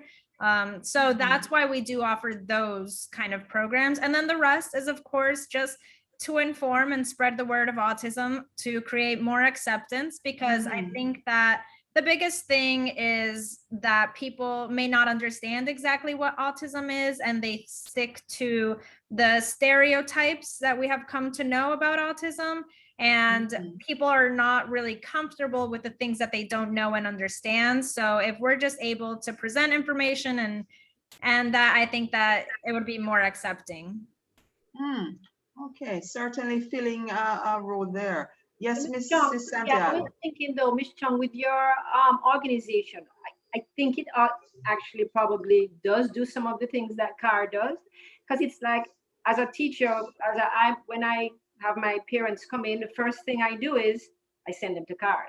I send my parents to CARD that's the first person I have come into my school. Is I will call up Miss Uribe, or I just call up the center and I said, I want to arrange a little training for parents to know about you.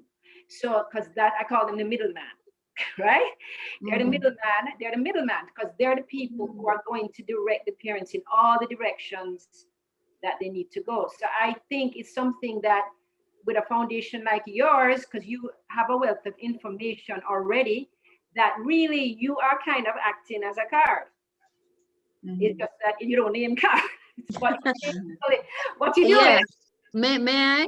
That's well, the science of it and the things you ladies have studied as your job. I am a working mom, and that's what I do. I facilitate. So I find Miss Uribe, I find Mrs. Santiago, I find Dr. Worton, and we feed them. And we've been spending, and we're getting the solutions. But your resources are higher than ours, as well as the expertise and the things I've seen. I've been videoing and sending it out on social media. It would be so great to partner, because 13 years, we want to rise higher. But that's what we're doing. But you guys have the resources, and we want to join with you. People call us from the diaspora also, so it would be great to send them to CARD. Your work is excellent. But that's what we do. And I see a lot of questions in the Q&A. Some people are asking, what's the ideal age for the assessment? I'm gonna ask the questions because I can see them. What's the ideal age for the assessment? Where do you have branches nearer in the Caribbean? What some people who are autistic are finding jobs and having difficulty keeping them. There is the stigma I tried to get some people to speak on being autistic and having a job. No one will come out. And it's like Celine Dion said, it's like taking water from the moon, because if you only have one voice, there are multiple voices. It will the message will start to dim, because it will appear as if I'm the only person who has an autism issue. If I were to have a cadre of experts like yourself who speak freely, and then you show these children, these adults, these workers, a lot of people are hearing you talking about working autism people. A lot of my clients are tuned in, and they didn't know that, first of all, they could even go to school, Miss Santiago, Dr. Worton, and et al., and much less to even go to tertiary. And that, I don't know if that sounds shocking to you, Dr. Worton. In Jamaica, a lot of people, Miss Uribe, I know. All right. Deborah, you must know, they don't even think they can go to university, much less they focus on therapies and so on. Right, and I mean, I remember, I remember speaking to a parent in Jamaica whose child was really high functioning, very high functioning. But the parent told me, same thing, stigma.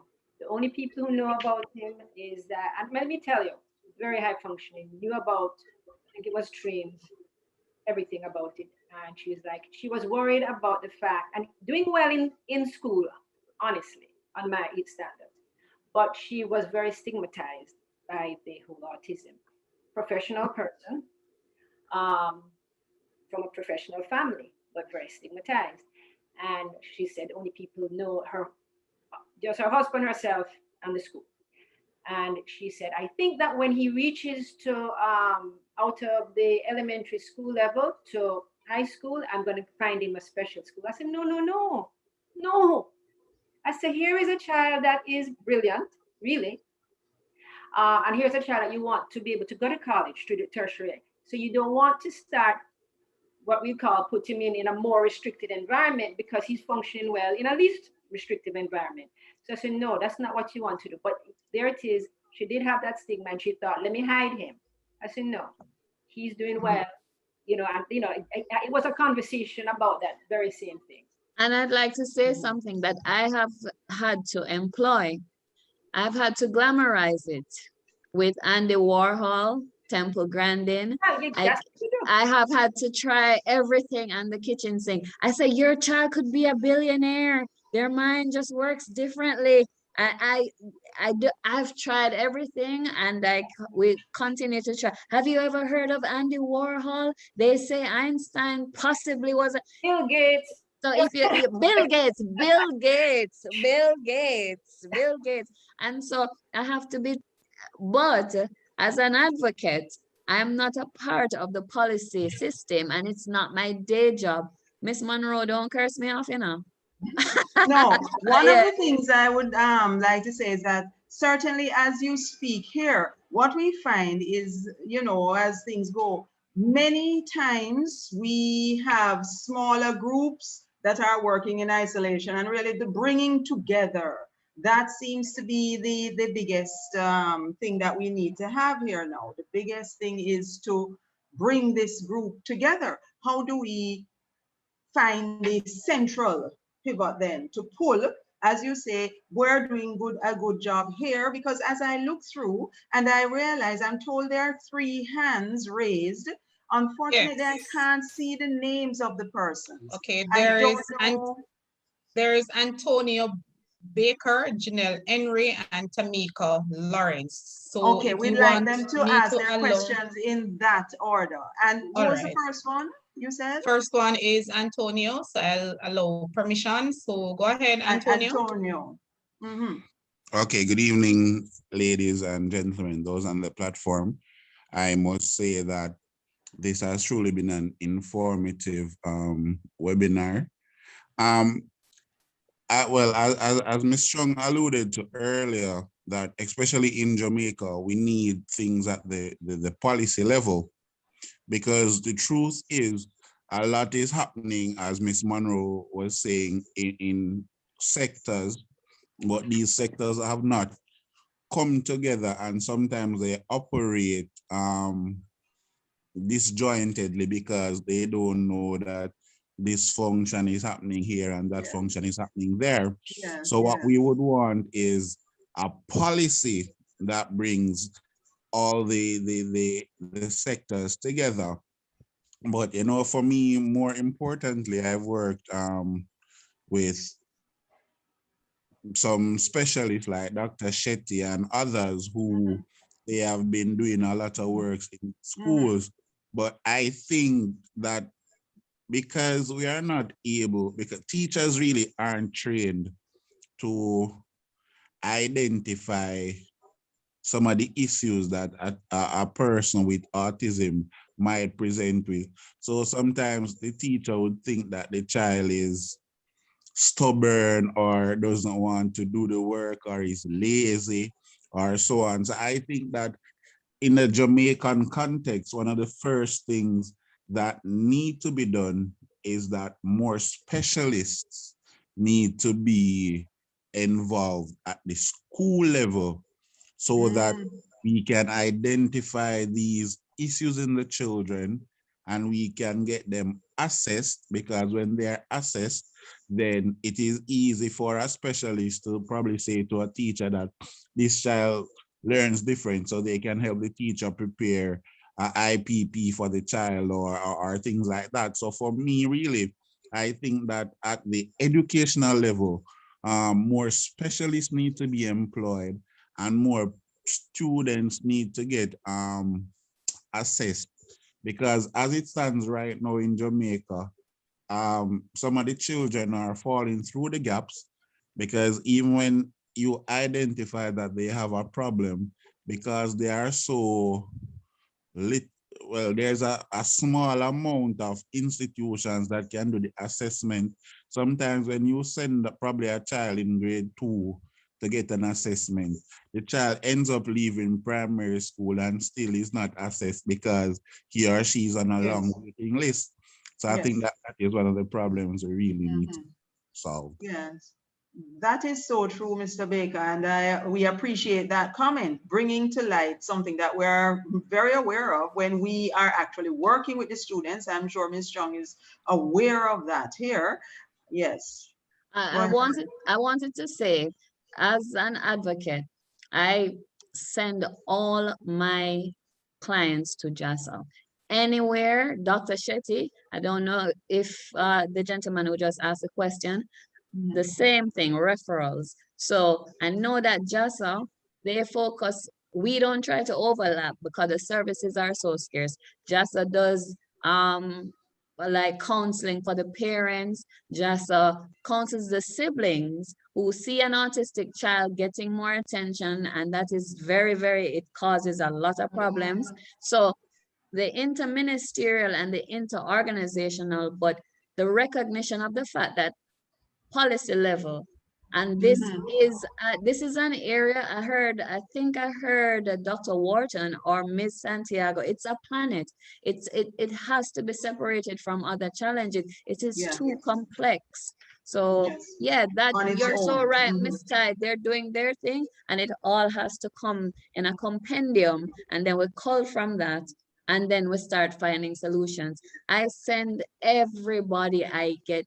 Some of them are overseas. People have contacted me from New York. They're willing to give speech therapies. They've heard about it. We send them there because the focus, autistic children become autistic adults. They're people, right? And I think everybody here is right. We need to group together, but really and truly policy has to inform, because we'll have M.Sc, ADF, you'll have JASA, you'll have CARD, but it won't take, because in a way that when there's a law that governs this thing, now the people are getting help. They don't have to beg for it, join a line.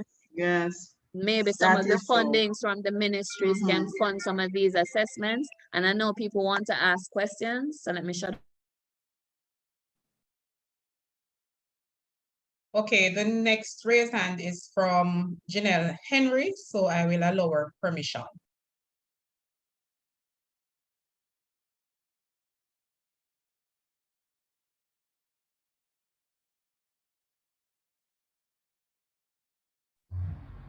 Hello? Yes, Hello, go good ahead, Janelle.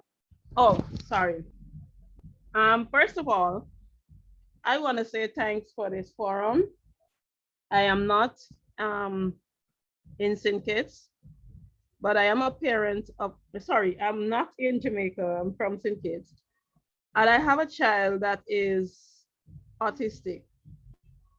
And it's a challenge and dealing with him in public schools. I too, at one point, thought that maybe it's best if he's in a special school where he can get the teaching that he needs. As much as the teachers are aware of his condition, it's hard for them to work with him because they are untrained. And across the island, it is hard. There's not much trained teachers dealing with autism. In his school alone, I mean, he's the only child there with autism, and it's the first time that they're having a child deal with that with autism. So you can imagine the stigmatization and everything that goes along with it, being this only child in the school with autism, and everybody's like, why can't he be like a normal child? It's a challenge. I know my child is brilliant. I know he's capable of so much. I mean, he can recite an hour show without watching it again. He records things in such a powerful way. But my fear is because he's not being taught the way that he is, I don't want him to be lost in the system. And being that he's in a public school with untrained teachers, I would like to know how do I change that, not depending on someone else to help my child, but how do I do it along with what they're doing, what I know, And what. Mrs. Yes, so go ahead. Sorry. Yes. How do you empowerment is what this parent is really asking about. Mrs. Santiago, I don't know if you could share even one idea with her at this point. So case, what we do is we try to support the families also. So for example, if you take my information and we could speak, I could speak to you and you could tell me we could speak on a personal level. You tell me some of the things that you're seeing, some of the challenges you're having, and I would use my resources to try and help you as a parent. As far as the schooling system in St. Kitts, that's the same issues I know we're having in Jamaica, right? Now Well, I would say that those issues sound a little deeper and wider than the ones we have in Jamaica. Right. So definitely that's a little wider. But it might go back to the training of the teachers, you know. That's where we're looking. You're turning out teachers now with understanding of autism, and that's why I always talk to teachers. But I think that we're playing catch up. Am I right? You can correct me if I'm wrong. That we're kind of playing catch up with that, and that is, that's the area I love. That's the area I'm comfortable with. So I'm happy to. What I would ask you to do then, could you put your information? I don't know which was the best way. Would you put it in the chat for her to be able to access that? Miss Leon, could you tell me the third person who had raised their hand?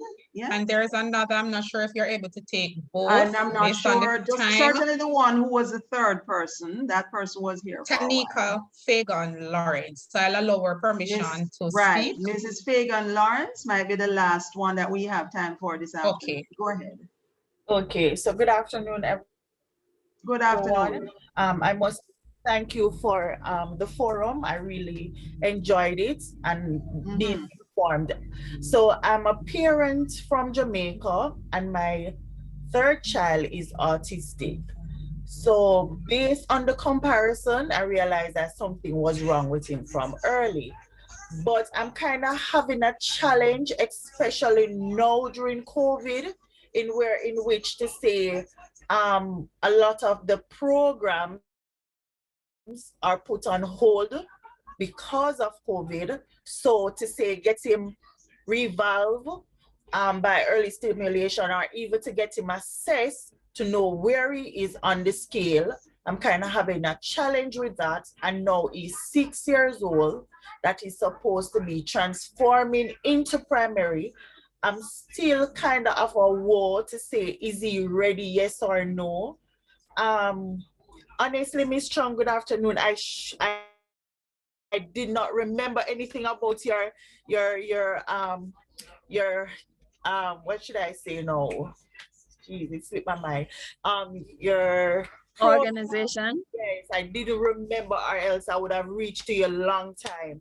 So I'm good. I'm thankful that friends like know my situation and can send me the link to these things. I think like how for COVID, you guys should start doing that more, to say to each schools and stuff like that, infant school, public infant school, try and get them aware of the link, because I think a lot of our kids are in the regular school system and have challenge with autism. They are being stigmatized and stuff like that. And teachers, because they're not aware of their challenges and stuff like that, they're having difficulty. My next issue is to say, even if to say that you're going to send your child to a special school, I understand that there's a need for additional help, but then the expense is like, whoa, is there something that can be done to say, get our kids to say, be a part of society, or is it that we can get more help to say, contribute into say, lowering the cost for those things? That is my thing. Thank you.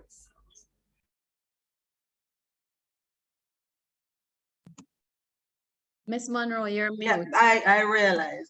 I would say to you, certainly for the first one, Mrs. Fagan, that organizations like Ms. Chung's organization, as well as the Jamaica Autism Support Association, which really offers support to parents, where you will meet fellow parents like yourselves who have, they're at different stages on their walk with autism, as Ms. Chung, I'm sure, can relate to and share with you. So there are those who are starting, there are those at your level, and others who are further along the way. I think a lot of what we're missing out might be, we're not getting enough information around, you know, a lot of it. The second part in terms of that, I am not sure if there's anyone here that's qualified to make that comment about the financial aspect of the expense of education for special children here in Jamaica. It is one to be noted, okay? And so, Ms. Chung, as a final comment on that, because we would like to be wrapping up. The therapists, thank you. The therapists Yes. the therapists and the education is specialized. So it is mostly, if not always, out of the remit of most Jamaican, the masses. Even persons in the upper middle class can hardly afford it. You're talking about tens of thousands of dollars. Nobody who comes to us as a client from 2008 to this day pays a dollar. We're non-profit, non-governmental. We do not bureaucratize the system. It is a very difficult thing to do, but the costs are astronomical, which is why if we have some cohesion with the brains in government, I know that they could come to something, because first of all, we have to collate. It's a multidisciplinary thing, if you want to call it that. It involves your education. If you're not healthy with anxiety, you can't go to school. The costs are really prohibitive. A lady I spoke with last week in preparation for this interview says her school fee for her autistic child is more than her mortgage. So think about that on any dollar value, wherever you are, Broward County, England, and that is typical. The last statistic I actually heard, and that was a long time ago, ladies who are specializing in this. This was like 10 or so years ago. To keep a person with autism in their proper human rights for the lifespan, it's US $3 million. Some people are not earning USD $3, and those facts are checkable, and that was 10 years ago. So I don't want to imagine that. There is, I recommend in the local sphere to my clients, speak to your members of parliament and ask if they would assist through their CDFs. There's PATH. We do fundraisers and everything. My directors we don't take anything. Every dollar we get goes in because the situation is quite terrible here. And if it's a mortgage to pay for a therapy, and it's like it would be for a therapy, it's not like for a bank of therapies. The ratio would signify so. And I have to commend JASA because what I was formed in 2008, they give you that emotional support so you can keep going on, which is essential to the people who are pushing the kids. They bring in specialists because they have a different system. They're an association. We take the money and I try to symbiotize from my end. So when I hear somebody is suicidal, who has kids who are beating on their autistic sibling, JASA. And I try to work, I don't overlap. And that's what I've been doing. And when I find people like the ladies here and the Mico, somebody even asked me, Mrs. Tai, if Mico would consider doing this as a series so that people are writing down information as you said. Well, I know that, and I was sharing it as you speak. I don't know if you have the budget to bring specialists together and different specialists who inform these individuals because we're desperate. Well, certainly I see that we're going to have to clearly we have to come to an end here now. Many, in fact, we have almost say we have opened up more things than we actually thought we would have opened when we started. And that's a good thing because when debate starts, that's when things happen. And so we certainly look at that. We take that suggestion, that request. But we also need to remember there are things going on. If you look in the chat, you will also see, for those who are here, contact for JASA, the special education unit, where certainly they are working also to help parents in terms of school fees if their student is recognized, identified as having a disability.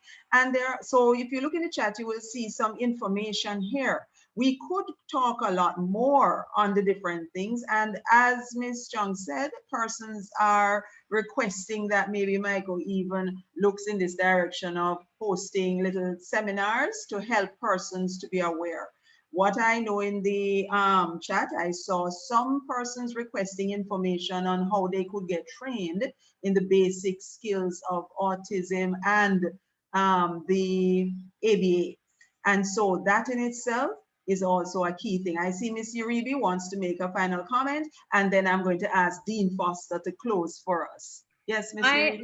I am just quickly going to try and remember the website so that I can put it in the chat of where there is a free 40-hour RBT, so registered behavior technician training. That will teach you a lot of fundamentals of behavior that you can apply to anything. So, are you going to place that in the chat? Wonderful. So please, Ms. Uribe is looking for a website there that will give you a free 40-hour training, which is useful for helping with the behavior. So the chat is there. Please check in it. Ms. Maia Chung has also placed her contact information there. Dean Foster, we welcome you now.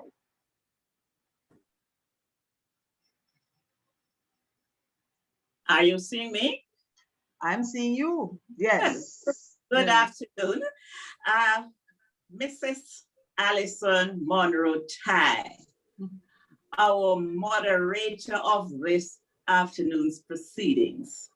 Dr. Asbrin Pinnock, the president of the Mico University College.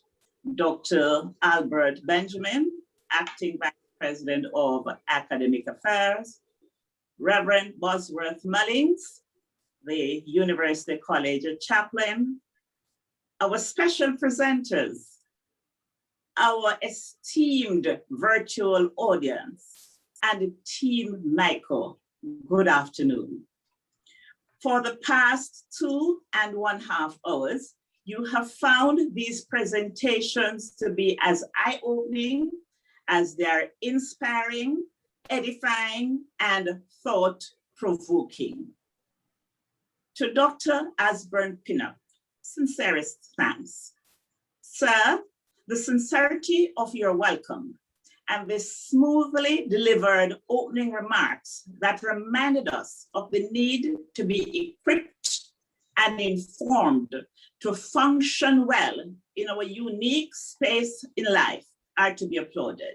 Thank you for reminding the audience of the historic role of the Mico University College in the discipline of special education and the trailblazing efforts of our graduates across the diaspora.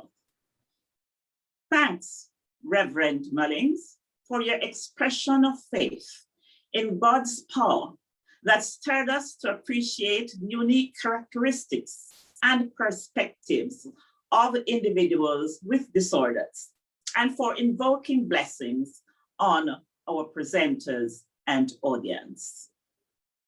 Miss Maia Chung, although a popular media personality, today donned her hat as an advocate for those affected by autism. Ms. Chung, you shared the evolution of autism, the spectrum disorder, in Jamaica over the last decade, and this evoked emotional responses. Your recommendation for a tripartite collaboration among the Ministries of Health, Education, and Social Security is indicative of the depth and breadth of the nature of the phenomenon and the need for the engagement of disaster aversion imperatives by all stakeholders. Ms. Chung, friend of the Mico, and one who wishes to get some credits from the Mico, we welcome you. Deepest gratitude to you.